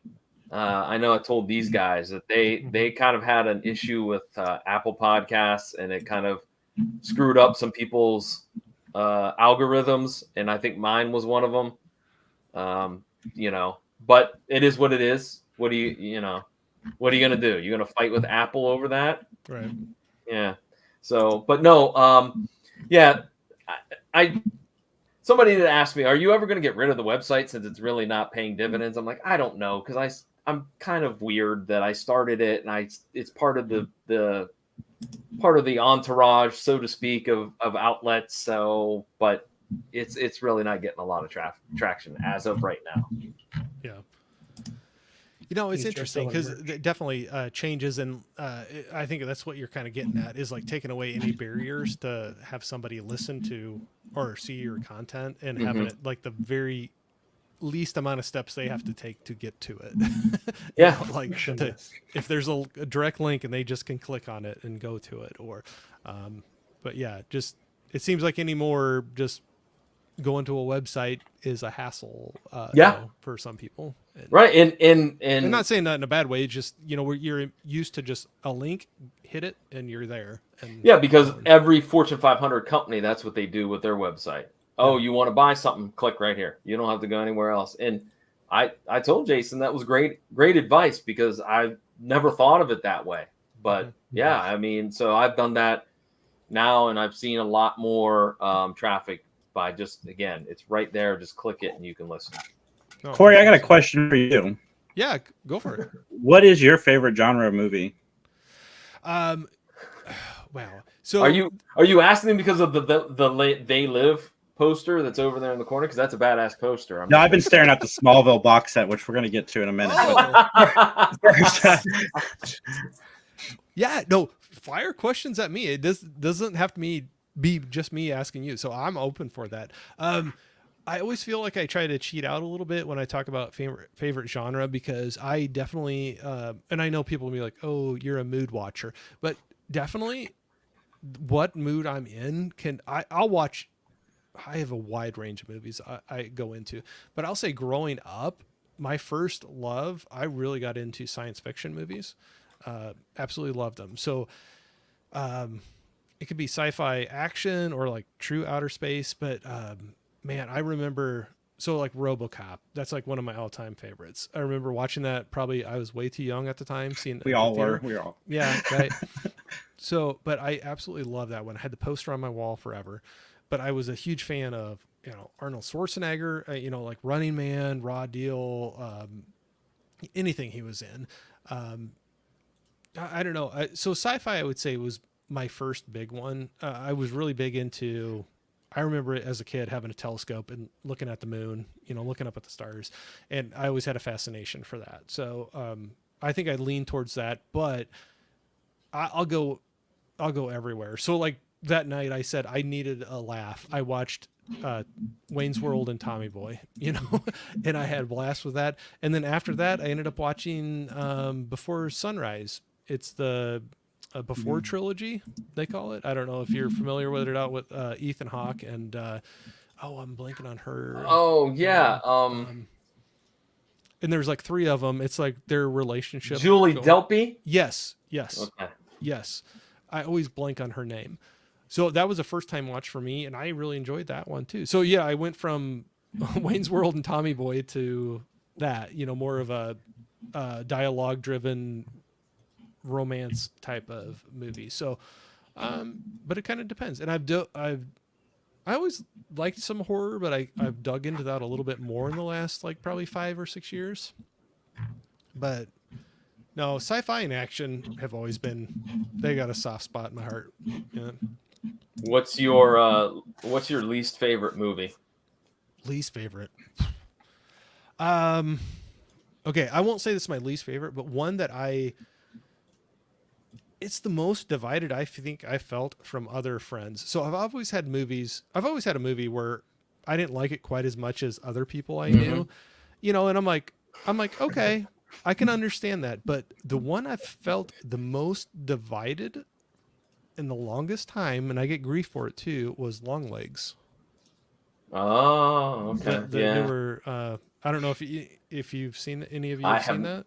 I have not seen it. I've not seen it yet, though. So that's the one I'm the most divided, where I have so many people that I know and I've gotten to know their movies they like, and I really usually connect with their recommendations. There's been quite a few that are like 5 out of 5 stars. You know, I absolutely love it. And I'm not trashing on it because some people, I got a little backlash when I said I didn't absolutely love it too. but you know, it's kind of funny how that's like, I'm not saying you can't like it. I didn't connect with it as other people. And that's the most divided I've felt on a movie in a long time. Like where I'm like, wow, that was a 5 out of 5 for you. I'm like, I'm glad it was, but that was a recent one that I really felt off. You know, if you were like, I don't rate movies a ton, but you kind of like start thinking about them in those ways. But have you ever had any of those where you watched it and then you find out somebody you usually connect with most of their recommendations and they're like 5 out of 5 stars and you're like, really? that was a 5 out of 5 for you? And not judging that, but like, I'm almost like, what didn't I see in that movie? You know, like what did I miss kind of a thing. But, how am I wrong? Yeah, right. Yeah, that's kind of how I felt with some of those, but I don't know if you've ever ran into that before at all. I like most movies. I get crap for that, but one that I don't like that everybody does enjoy a lot, and I actually really like the sequel, and I didn't like the original. Hocus Pocus. Hocus Pocus. I don't like the original Hocus Pocus. I think it's boring, but that's one for me. And then more recently, Sasquatch Sunrise or whatever the heck that movie's called. I haven't seen that one. I don't know what that was that I watched. I just know it was awful, and I don't ever want to watch it again. But like Mike on our show, like absolutely adored it, and I don't get. John would probably love it, but I just didn't get it. Yeah, wait a minute. I have discerning tastes. Granted, I only watched half of it. I was clocked out halfway through, but yeah, I didn't get it. Sorry. I like to picture. So John has a whole space in his house dedicated to movies he doesn't like, and I really enjoy just bringing it up whenever I can. He like buys them. There's a shelf of VHSs and DVDs. He's like, I don't like these movies, but I'm going to display them just to, you know, they're my hate watches. Purposes. They're my hate watches. There are a few that I inherited. A few. Okay. We have a different definition. What do you consider a few? There's a couple hundred. 3. Oh, a few hundred. A few He's hundred. being modest. No, there is a few that I don't like that I have yet to give away to somebody. And then there are a lot too, Corey, that I haven't watched yet. Like you said earlier about there's several there that I have yet to watch. But yeah, I don't know if I could pick. There's so many that I don't like. I'll go with it. I'll go with a newer one. The new Dakota Johnson and Sean Penn film, Daddy-O. I have not seen that yet. I'm not a fan. I'm not a fan. That's another one where I heard people where it's like, I absolutely love it or I hate it. You know, there's not like a whole like, it's all right. You know, it seems like that one's been divisive, and I have not seen that one yet. Mm-hmm. I don't really follow critics like in that way, but every time John says he hates a movie, I always go to Rotten Tomatoes, and then I bring it up on Matt Talk. I'm like, John hated this movie that everybody else loved. What's wrong with you, John? I don't know. I don't know. Same with me too. I don't know. That's like, I seriously was after Long Legs. I was questioning myself. I'm like, what did I watch? What did I miss that everybody else has seen? But I've found that's another one that it's like very divisive, where I don't see a lot of in between of like, oh, it's kind of good. It's like, it's a masterpiece, or like, I missed it. And I missed it, but I love that people are connecting with it though. Like, I'm not going to trash it, and I'm not going to trash somebody for loving it. I'm glad that I almost feel left out. Like, I wish I had that same connection that they had with it. Have you ever hated a movie that everybody loved that you're like, and you sat down and watched it again? Like, maybe I missed it. Maybe I just wasn't in the right mood. I've done that, and it's been, well, like, nope, maybe I'll do that. Maybe I'll do that with Long Legs again. You know, like maybe, I mean, the way movies are anymore, it'll be on one of my streaming services in the next, 2 months, probably. And I'll have a chance to watch it again. And I would watch it again. That'd be one I'd watch again just to give it another chance. But yeah, but it's funny. some people get very strong allegiances with movies they love, and so if they really, really love it and you didn't love it as much, sometimes you get a little grief for that, but sometimes it's in fun and sometimes it's not. But, it's where I'm not saying you can't, but every movie is a little different, so whether you're talking about comic books or wrestling or, whatever things we're talking about, there's not going to be something that just hits 100% for every single person. It's just going to be different. But Larry was chiming in. He said, that's how I felt about Abigail. Tons of people say it's great, but I'm over here like, did I just watch a different film? You must have, because Abigail's fantastic. Oh my. All right. Shots fired. No, there you go. Larry and Jason are going to fight now. I actually really enjoyed Abigail. That was funny. I actually watched that one as a double feature. I hadn't done a double feature in a theater for, I couldn't even tell you, super long time, but I'd won a ticket for The Last Omen, and I ended up doing a afternoon where I did Abigail and then The Last Omen. Or First Omen. I always say Last Omen. First Omen. I'm saying, I don't know why. I always want to say Last Omen, but First Omen. Did you like the First Omen? It was okay. It was the Last Omen films, if that makes you feel better. Yeah, there you go. I know, but I don't know why. I always catch myself saying that. So yeah, the Last Omen film, but the First Omen. The First Omen is the first Omen movie I've enjoyed. Really? Okay. Thoroughly. Yeah. Yeah, he really liked that. I remember. Did you like Abigail? It was fun. It wasn't like a masterpiece, but I had fun with it. Yeah. No, I mean, I can enjoy a movie where I'm like, I'm not going to say it's the greatest ever, but I still have a lot of fun with it. And I had fun with that one. I liked some of the characters in there. So I wish they would not have shown so much in the trailers leading up to it, though. I think if I don't want to spoil it now for anybody that hasn't seen it either, but there's certain things that happen with some of the characters that if you didn't know that was going to happen ahead of time, I think would have added to the experience. But I wish that we had gotten the From Dusk Till Dawn effect with it, not knowing what that twist was. Because if you watch From Dusk Till Dawn with somebody who doesn't know the twist, it's awesome. Yeah, and I kind of wish we had gotten that with Abigail. No, I completely agree. That's one thing. I think the art of trailers has been lost. Like there's used to be where trailers would really draw you in. I think there was a real art to it to entice you to want to go see it, but not give the whole farm away. And some of the new ones, it just like each next trailer, I'm like, I don't want to watch it because I feel like they're going to throw way too much out. And it's a little more fun for me to watch the movie and have it happen right in front of me instead of being hinted. I don't know if y'all feel that way too or not. The last Alien trailer was, I told Justin, so we're not airing it on our show because we react to trailers on the show, and I watched it. I'm like, nah, this isn't cool because they show you people that die, and it's like, no, I don't want to see these people that die. Yeah, let me enjoy it in the movie. Yeah, it's a slasher.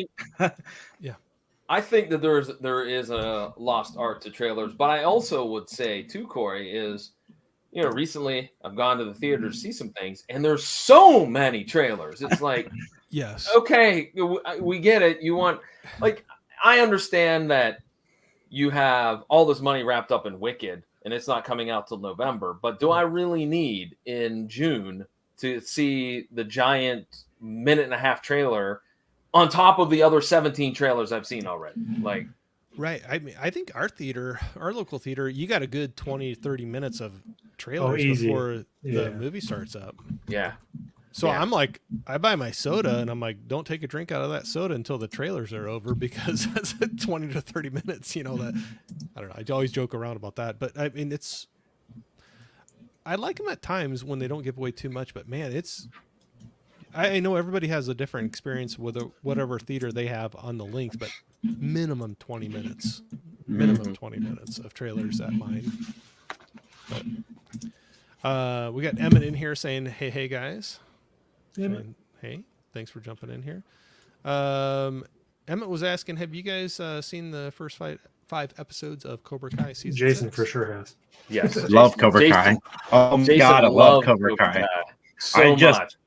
I just binged it with my girlfriend because she hadn't seen it yet, and she was all over it. She's like, "Can we watch more?" I'm like, "Yes, we can watch more because this show is awesome. I love it." Don't hold it against me. I haven't seen one episode of any of it. Well, we're done here. Okay. Yeah. Right. And well, this has been fun, Corey. Do you like the Karate Kid movies? Yeah. I recommend it. I think you might enjoy it. It's fun. It knows exactly what it needs to be with the audience, and all of the like cameos are really earned throughout the series. Like lesser reboots, like I'm gonna use Fuller House as an example, even though I the reboot was what it was. But in like the first episode, Fuller House brought everybody into that first episode, whether it made sense or not. With Cobra Kai, they make you earn the people that are coming back. Like my fingers are still crossed that we're gonna see Hilary Swank. But this show it's fun. It's crack for me. I can't sit down and just watch one. I have to finish it.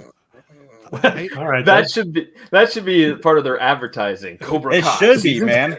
It's just like crack. Yeah. If you like Karate Kid, this will be crack for you. Oh, it's so good. And we were dogging on it on the show too, because like, how are they going to make a Karate Kid show good? And then a lot of people were when it was first rolling out. When I heard the first rumblings of it, I heard that from a ton of people. But now more than ever, I know people that are like, I can't wait for the next season. William Zabka, man, William Zabka. It's a shame he didn't do more. And wasn't that more to do with the fact that it was like a YouTube original to begin with? Like, Yeah. I think that there's a lot of shade Yeah. in regards to how it first kind of came about too. Yeah. Mm-hmm. Yeah, I kind of forgot about that. It was, when they were pushing those a lot more, but then it switched over. But no, I haven't. It's not. There's not a reason I have not watched it, other than like we were talking about earlier, time and how much other content that's out there, and you kind of pick and choose. And yeah, I could see going back to it, but I know a lot of people enjoy it. I have a lot of good friends that are like, they were diehard when that the latest season came out. They're like, anybody watching this, don't say one single thing about that episode or any episode, because I want to be able to watch it. And we're talking about trailers, like don't spoil it, and so that's one thing too. Like we've been talking about that with some groups that I've been in too, where we have so many of us on YouTube talking about things, and not saying in a bad way, but do you find it's harder and harder to avoid spoilers for things you really enjoy that you want to go out and watch, like whether it's a movie or a new season? Whether you're scrolling through, and some people are pretty open about thumbnails and titles, that sometimes give away a few things. Do you find it hard to, what are your thoughts on that? Spoilers? Max is pretty protected when it comes to research for our podcast. Like Deadpool and Wolverine, the amount of spoilers that people were posting about that movie. I'm not going to say any spoilers, John. You can't hear Okay, it. I haven't seen it yet. I haven't either. I haven't either. But unfortunately, I've heard a lot of things. The amount of spoilers that people have put out on that movie is ridiculous. I plan on recording a short ranting about this, but I was following Comic-Con that weekend, and I couldn't go see it till Saturday. I was waiting on to see it with Max because he wanted to see it with me, and I was taking the boy, and it's just stupid. Like trying to react to everything that's happening in San Diego and trying to avoid Deadpool and Wolverine spoilers was next to impossible. I had half of the cameos spoiled for me. I'm right there too. I haven't seen it yet, and I know. And right now, you can't even turn on Facebook without seeing a clip from Deadpool and Wolverine, like one of those bootleg clips. Like, how are they getting everywhere? Like, it's wild to me. YouTube has spoilers everywhere, just galore. Yeah. So I don't mind if people do spoiler reviews, but I appreciate there are some people that do it well, where it's like a generic thumbnail that doesn't give anything away. Their title, like, stars big bold, like spoiler review, and they don't give anything else away in the title. I'm like, I appreciate that. But then there's some where I'm scrolling through, and right in the thumbnail you see an image of characters or cameos that I'm like, okay, well, I found that one out now, you know. Thanks. Thanks. And then some people have the mentality, it's like, oh, it's been out a week, you should have seen it by now. And I'm like, well, I can't get out to the theater that fast all the time, And even if we did, if we did a live panel, because we've done live panels after a big release has come out, and we're going to talk about the movie, we will warn people so that they can leave the the room Yeah, and not be but I in there appreciate that. Yeah. because Deadpool and Wolverine is such an experience. Even with the spoilers, it was awesome, but it's such an experience that I wouldn't want to take that away from anybody. And it's just sad that everybody else is posting about it. It's crazy. Yeah. So I know 2 cameos, and that's it. So I'm doing well. Yeah, I So know far, more than 2. I know more than 2. Okay, well, good. Yeah, That's I'm all gonna I text know. you something, Unfortunately, John. unfortunately, Are you texting me them now, Justin? What Maybe. the hell? Yeah. Could you imagine? Just be like, he's sending you screenshots right now. I didn't tell you. I just showed you pictures. Hillary so. Swank. Yeah. I know. I thought it was weird when Snake Plissken showed up. Yeah. But, you Why know. is the Karate Kid in this? I was unaware that G.I. Joe was on the same side as Deadpool. He-Man. What? Come on. Captain Planet. Yeah, that'd be funny. But we got wild guys in here saying, "Hey, Corey and panel." For me, it's Hereditary and Midsommar. Not a fan. Yeah, Never those are seen the ones that. Midsummer was. Oh yeah. Midsummer See, I always say was I probably hard say it wrong. I've heard people say Midsummer and Midsommar, You can say however you want, man. I have no idea. Tomato with I think I'm tomato. just- yeah. but I have not seen either one. But I've heard divisive things. on A24, you're either in or out. Like there Yeah. is no middle Yeah. of the road with In their between. movies. some of them. Mhm. In between. I like Like, some. I like don't the Green some. Man, and I know a lot of people did not like the Green Man. Like, I have it's not. just I've not seen that one. Yeah. Hey Jeff, how's it going? Saying good evening, my friend. Sorry I'm late. No worries. No worries at all. Thanks for jumping in. I'm just seeing here a lot of highs back and forth. Kevin, hey, what's going on, movie What's collector up? man? Hey, Hey, what's Corey, going nice in on? Chat. Thanks for jumping in. Sorry, just kind of jumping in here. Cobra Crack. Right, it is. Set Cobra Kai. Yeah, YouTube Red original. Yep, for the Red. Cobra Kai. That was kind of funny, but yeah, Larry. Spoiler: you find out Vader is Luke's father. You've been warned. Come Damn on, it. man! You just ruined it for me. And I read it on air too. Come on. So we're talking about movies and things coming out. Do you all have anything that's been has come out this year or scheduled to come out that you're really excited to see? I know we're talking about Wolverine and or Deadpool and Wolverine right now, but that or anything else that you're just pumped for, or even TV shows or series, another season coming out, or what would some of your highlights that you're looking forward to this year? Most anticipated show, season 2 of Elsbeth. I really love that show. It's like a modern day combo. And then movie wise, I really want to see. What's that? Well, sorry, I didn't mean to cut you off, but what was the series called? It's called Elsbeth. It's a spinoff of The Good Wife and Good Fight. It's in that universe, but it's about she kind of like annoys and stalks the people, kind of like Columbo used to, and like, oh, I got one more question. It's really, really good. It's that throwback kind of show. And then I'm glutton for punishment. I know I am, but Mike on our show said he enjoyed it. I'm looking forward to watching the new M. Night Shyamalan movie, and I am almost ashamed to say that because I know I'm going to be let down, but it looks good. At least I think it looks good. I like seeing Josh Hartnett back. You know, he was like everywhere for a while, and I think he got a lot of hate because he was getting pushed in so many movies for a little while. He fixed his hair. But then but he's like disappeared. And like all of a sudden when I saw that trailer, I'm like, oh, he's back here. But that's another one I've heard some very divisive things on too. Because with M. Night Shyamalan, there's a twist or not, somewhere in the movie. Mm-hmm. But okay, so those are yours. John or Justin, you got anything or? I'm hoping it doesn't suck. The Crow. I want to see how they handle it. What's it gonna be about? But not about. I know what it's about. Yeah, but hopefully it's good. Yeah, I hope. I just remember the original. But yeah, that was. Go ahead. Go ahead. No. Go ahead, John. I was gonna say I'm looking forward to it, and I can't believe I actually said this, but I'm looking forward to Mission Impossible: Dead Reckoning Part 2. Because it comes out, I think, early 2025. Okay. He said this year, John. That's okay. That's all right. There's no rules. We just kind of go with whatever. Don't be ashamed of that, John. That is a good franchise. Yeah, but like I said before, I did not expect Dead Reckoning Part 1 to be good. And it was fantastic. It was absolutely really good. Fantastic. It was really, really good. And I don't know if I've said that about some of the subsequent or previous Mission Impossible movies. So going into that, I was like, okay, we'll watch this. But it was so good and so captivating. And I really want to see how the story ends. So I guess I'm looking forward to that one because obviously Deadpool Wolverine I was looking forward to, but everyone was looking forward to that one. So, but yeah, I'd say that is the movie. And TV shows, I don't know if there's anything really out there that's coming out that I really am looking forward to. Yeah. We have to cover the Dune TV show that's going to come out on HBO. That might be really good.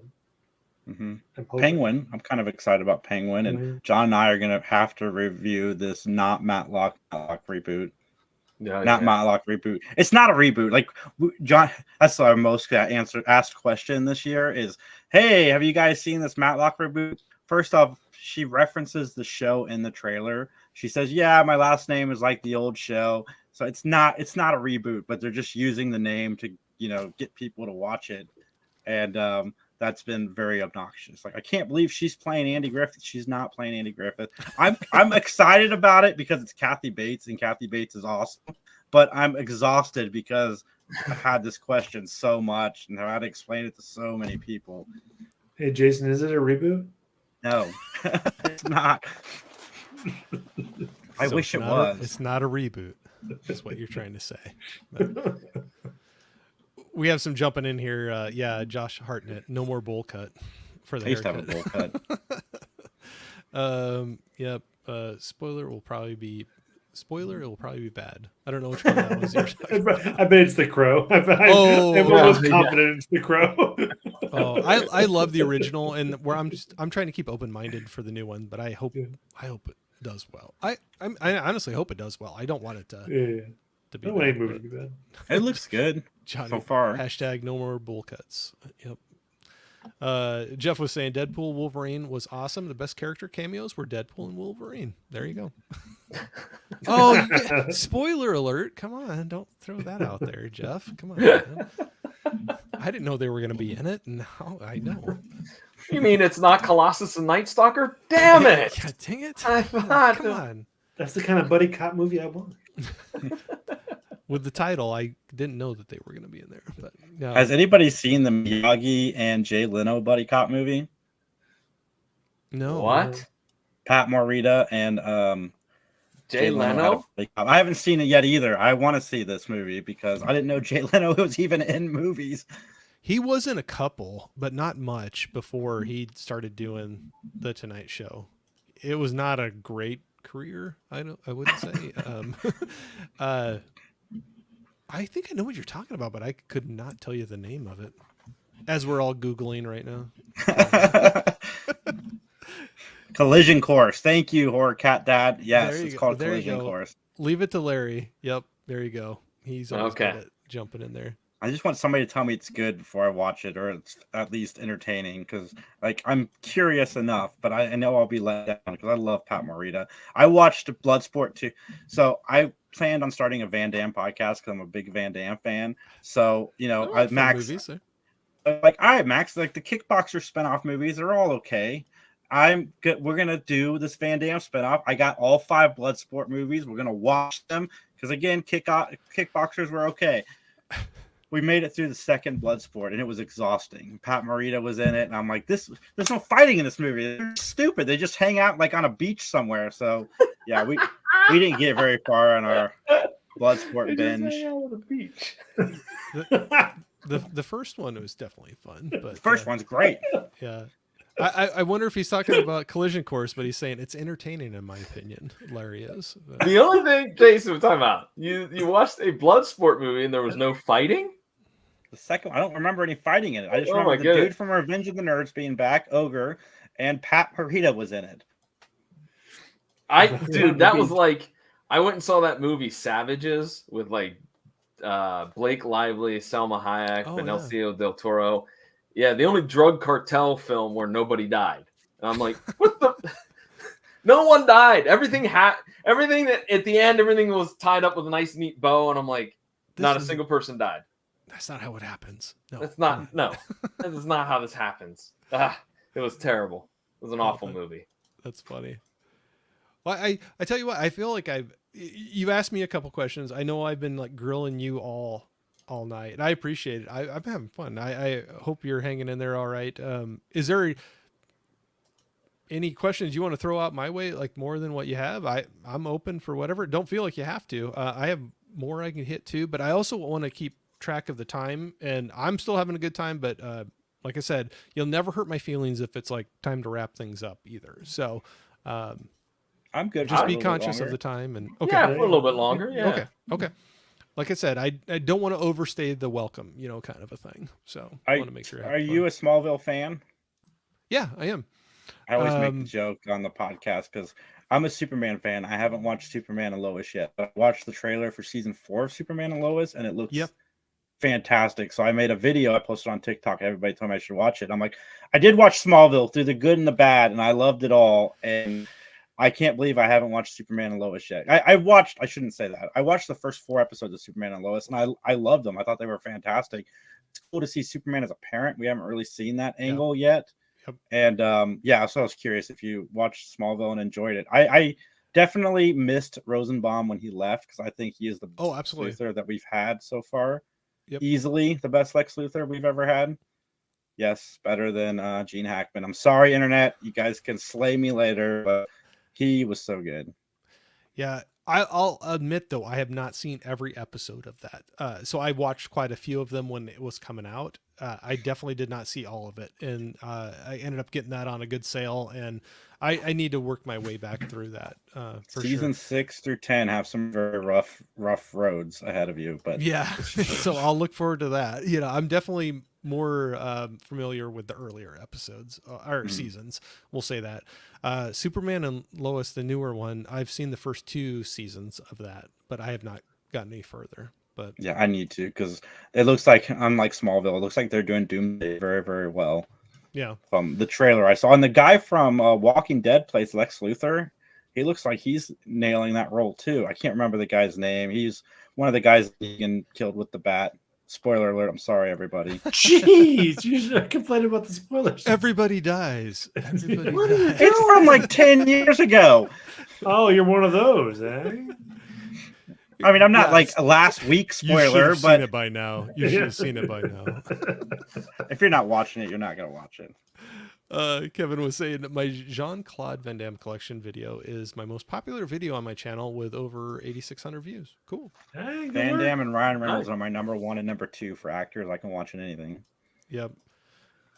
People love JCVD Maniac. Yep. We got love for Lois and Clark there for sure. That was my Superman, Dean Cain. Yep. Guys, what is the movie that gives you your much needed serotonin boost? So maybe like your feel good movie you go to, or your pick me up type of movie. Big Sick. That is my movie. I love that. I love that movie. You're consistent. I am consistent. I'm sorry. I want more people I missed to watch it. that What movie. was it? The Big Sick with Kumail Kumail Nanjiani. Yeah, and I love that actress. She's so awesome. That and Private Parts, those are my 2, I'd say. Ace Ventura.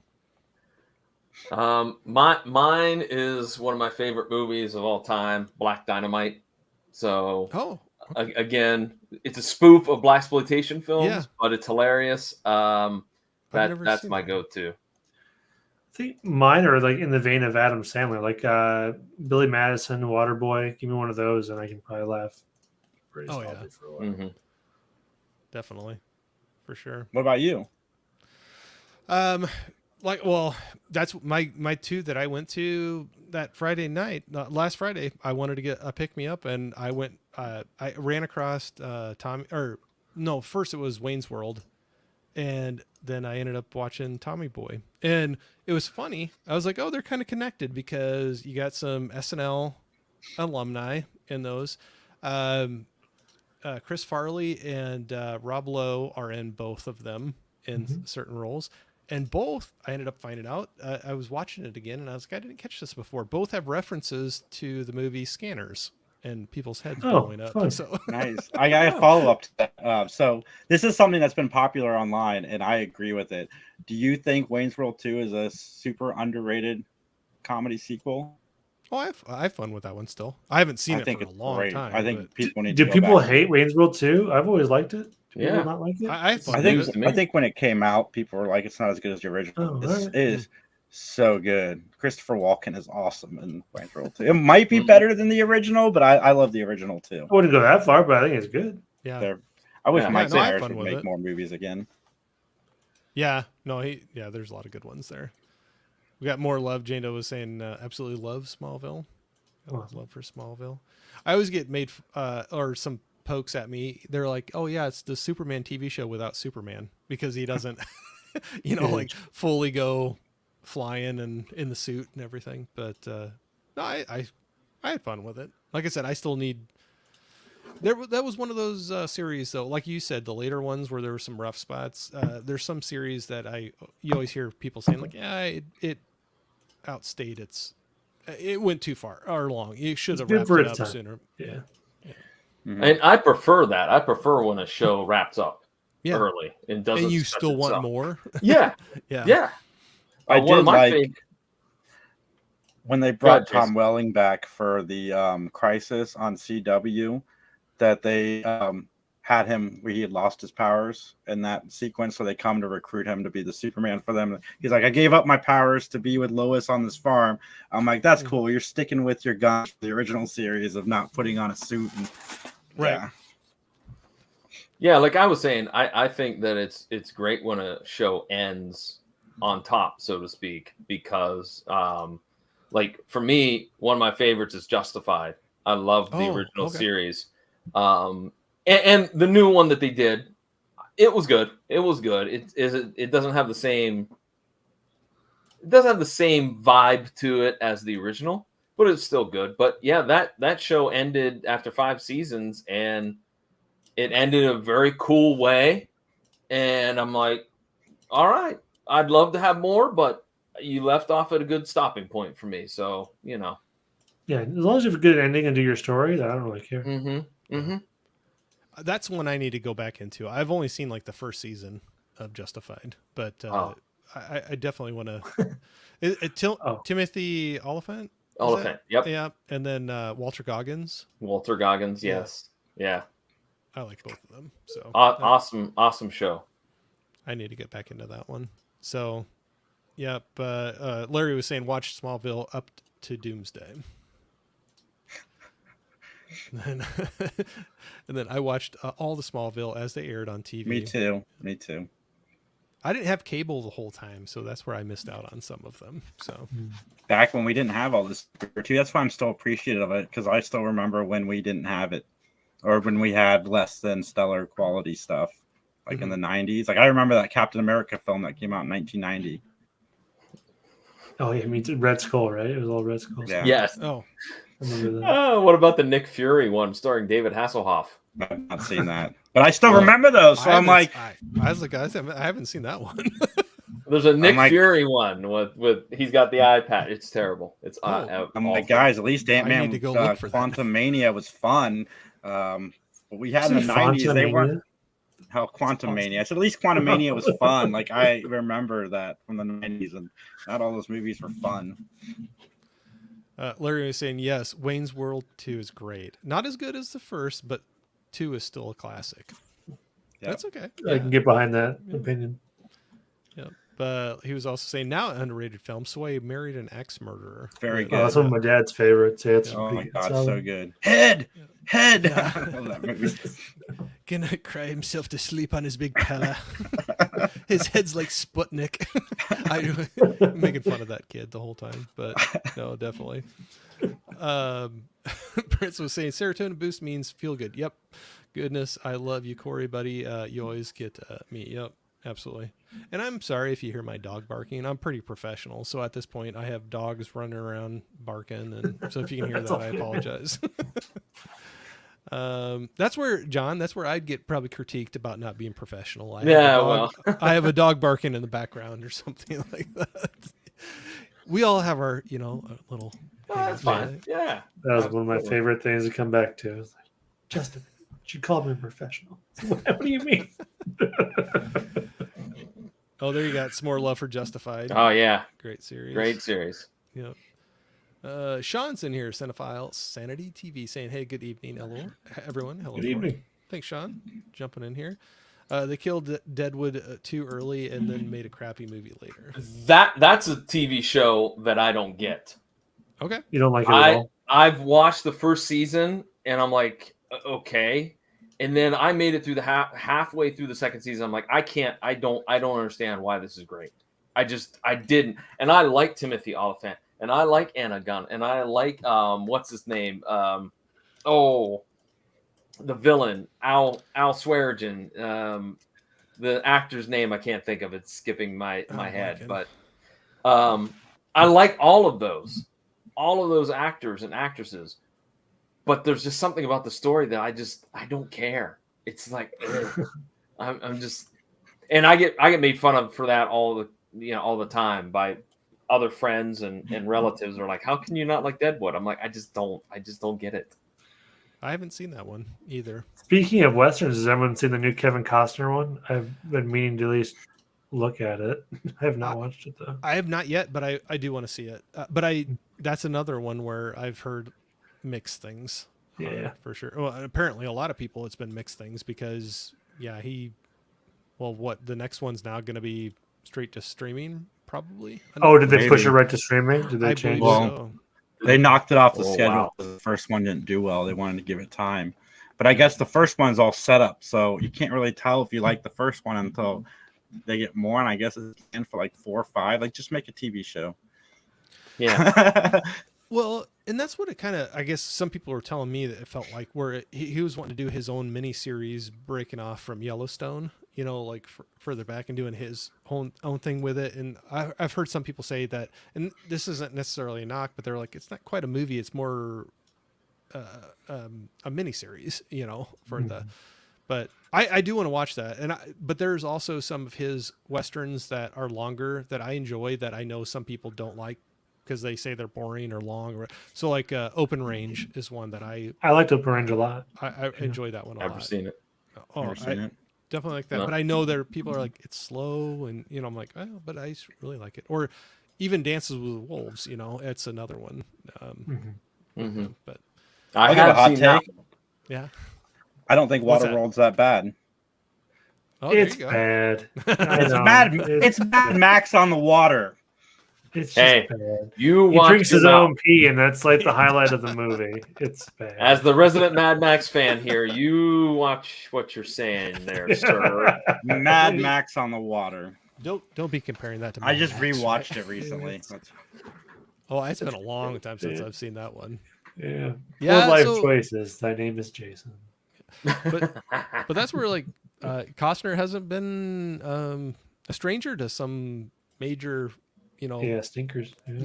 financial issues on some big budget movies, and this definitely one. So that's what I heard. They were pulling the second one, and that's where I don't know for sure, but I thought there was something about Netflix offering up some money to have it go straight to that instead of to the theaters. And Sure. whether it's going to go that way or not. But- Thank I was you, not Happy aware they Optimist. were making 4 and 5 films. Like, boy, you're really committed to this whole thing. Then, if that's he doubled down and tripled down on that thing. I think he was trying to make a point, because I think there was some bad split up between him and Yellowstone, and Oh, okay. I think he was wanting to go off and kind of show the way it should be done, Should be done. Sure. kind of a thing. Sure. I love this chat. I want them to come to my show too. John Doe, Juggalo, and Happy Optimist. I love you guys. Thank you. Are they- Sorry, Very I was good. Hang on, falling before behind. you pull those comments up, are they agreeing to Waterworld being good? I Yeah, haven't these seen are that one yet. people. Ugh. I need alright. more well, defense I in disagree my life. wholeheartedly with all Well, of you. this is further back, but Jeff was also saying they messed up doing a sequel for Scrubs so bad. that Oh, they- yeah. The last I've season talked should have been about it now, doing a Yeah. Scrubs reboot. All right, I'm so that's for where it. I fall behind. So Prince wants to know Hard Target or Death Warrant. What do you Hard pick? target, but I love both. One I just watched again not too long ago was it Sudden Death? Is that the one? Yeah. Where he's in the hockey Is that the arena? one with the hockey play? Yeah. I love that movie. I just rewatched that one not awful long ago, and I was like, oh, that's kind of fun. Van Damme's Die Hard. Yeah. My favorite part of that is when he's in the locker room and Luke Robitaille like cusses in French, and then the little boy was like, well, "What do you say? We're gonna win tonight, son!" Like, Yeah, right. for some odd reason, I always find that part to be so funny. I don't know why. Oh, yeah, there's quite a few of his I probably wouldn't mind going back and watching. Sean was chiming in for Hard Target. That's his vote for there. But, Good choice. saying I haven't seen Horizon, but I pre-ordered it as soon as it was available for pre-order. cool. I do want to see it for sure. I I just mean, you can watch it on Prime now, so hopefully you can watch it soon. Give your opinion on it. Cool. yeah. I just don't get out to the theater as much as I want to. It gets harder for me. Well, then, like, I was going to complain about this earlier, but like $13 a ticket, you might as well buy the Mm. movie. Like, Well, and that's where I get into. I don't buy everything, but you know, if you can find a Blu-ray for $13-15, or you know, at the very least, if my wife and I are going together, okay, so now Yeah, you're you've looking already at bought the $26 to DVD or $30. Yeah, Yeah. you can buy a 4K, you know, usually less than that, and you can watch it as many times as you want to. But I do love going to a theater too, so I'll still. it's an get out. experience for sure. Yeah. Do you all get out to the theaters too much, watching movies, or? I try to. Yeah. Yeah, I was gonna say just this year I've gotten back into it. I don't know, like 2022, 2023, 2021. I don't know. Not like I was, you know, super afraid to leave and, you know, leave my house in 2022 or 2023, Right, you know. But I don't know. It's I've been getting back to it, you know, this year. So I've probably been there 5-6 times. Yeah. Yeah. I pay. Good. Yeah, good, sir. I pay for stubs, so I go at least once a week, so I get my money's worth for $20. Oh, that's one of the membership Mhm. passes. So wish I used to could do get that. Marcus Cinema, and then Marcus Cinema canceled their subscription model. I'm not really gone to a lot of movies since because I don't want to. It just doesn't financially make sense to me. Like I was using it enough to warrant the subscription, but now. So I don't the think they only do. theaters I have around me now pretty much are Marcus theaters. But when they had that going on, they actually didn't have it in my state. For whatever Really? reason, they didn't Wow. have that pass in every state. But then I know what you're talking about. I saw a thing where they were discontinuing it, but I thought they kind of hinted at rolling. They said that something else is going to else come, but I have to assume it's more money because every like the Tuesday thing went from $5 to Tuesday night to like $7. Like they've like doubled their price of stuff, and it's like, well, you're not really incentivizing me to go anymore to your place. Yeah. You know? But Some of those passes sound awesome. I wish I just have not had that experience yet. But Yeah, Stubbs is 20 here, 3 movies a week. all Oh, right, that's happy good. optimist. That's good. You're earning your name for sure. Here's Prince. There's your love for Waterworld. Exactly, Mad Max underwater. Exactly. It is. John, go revisit it. I'm sorry. Okay, I guess I'll I like have very to. bad movies because See, I love look, Waterworld. They're at least acknowledging very bad movie, Jason. No, he's saying because you said it was bad. He's saying, well, I guess I like bad movies. I agree. That's funny. Yeah. Yeah, you're like, I'm not arguing you. On that. Yep, another vote for Hard Target. Waterworld over Dances with Wolves. What? No. No, No, I won't agree with that one. I'm no, sorry. same here. I won't agree with that one. This is my kind of argument. Nah. These are my That's gonna be the people. next live stream is Waterworld versus Dances with Wolves. The Yeah, there you go. showdown. The showdown. Oh, that's funny. I think it's a cool idea. I just don't think it was very well done. Yeah, But a lot of money spent. yeah. Time Cop. Wow. That was a Time good Cop. one. Oh, yeah. Time Cop's a good one. Or How there you go, about- Great. X-Men Risk? How about JCVD, the one that was like the reality show Oh, yeah. movie? That was really good. I like It that was. one. The Not kind really a of reality self-aware- show, but he kind of Yeah. Like it's Robert self-aware is the Yeah. better way to describe it. Yeah. You know what's Kind of crazy? leaning About, into his thing. what's funny about Van Damme lately is a lot of his movies get positive buzz now. Like whenever he plays a bad guy in a movie, he's been getting good reviews ever since Expendables 2. He did one with Orlando Anderson, I think is the guy's Orlando Brown, the guy from was in the Ed Griffin movies back in the day from Mad TV. He did a movie with him that was pretty good recently. Larry's Yeah, got the love JCVD is for very good. JCVD. Yes, it is very good. That's been a long time. I'd probably need to go back. I just remember it being like, let's lean it. You know what you are. Let's lean into it, Yeah. kind of a thing. Yeah. But have fun with it. But Watch Jean-Claude Van Johnson if anybody has Amazon Prime. That is a great show. It's only 6 episodes. It's done by Ridley Scott. Van Damme plays himself, but his real name is Jean-Claude Van Johnson, and Jean-Claude Van Damme is an alias that's used by like the CIA. He's a spy. So whenever he's making these bad movies, he's actually there on assignment, and it's a spoof of like him, and it is fantastic. Felicia Rashad is in it as his agent / handler. Yeah, guys, go watch that. And he comes in contact with Van Damme from like the future. Yeah, go watch it. It's fantastic. Yeah, like a lot of actors are starting to kind of come back out of it. Like Nicolas Cage has had a resurgence in the past couple of years. Yeah, Nicolas Cage never went away. I mean, the IRS trying to take him away for sure. Yeah, he spent a lot of his money, but no, that's the thing with.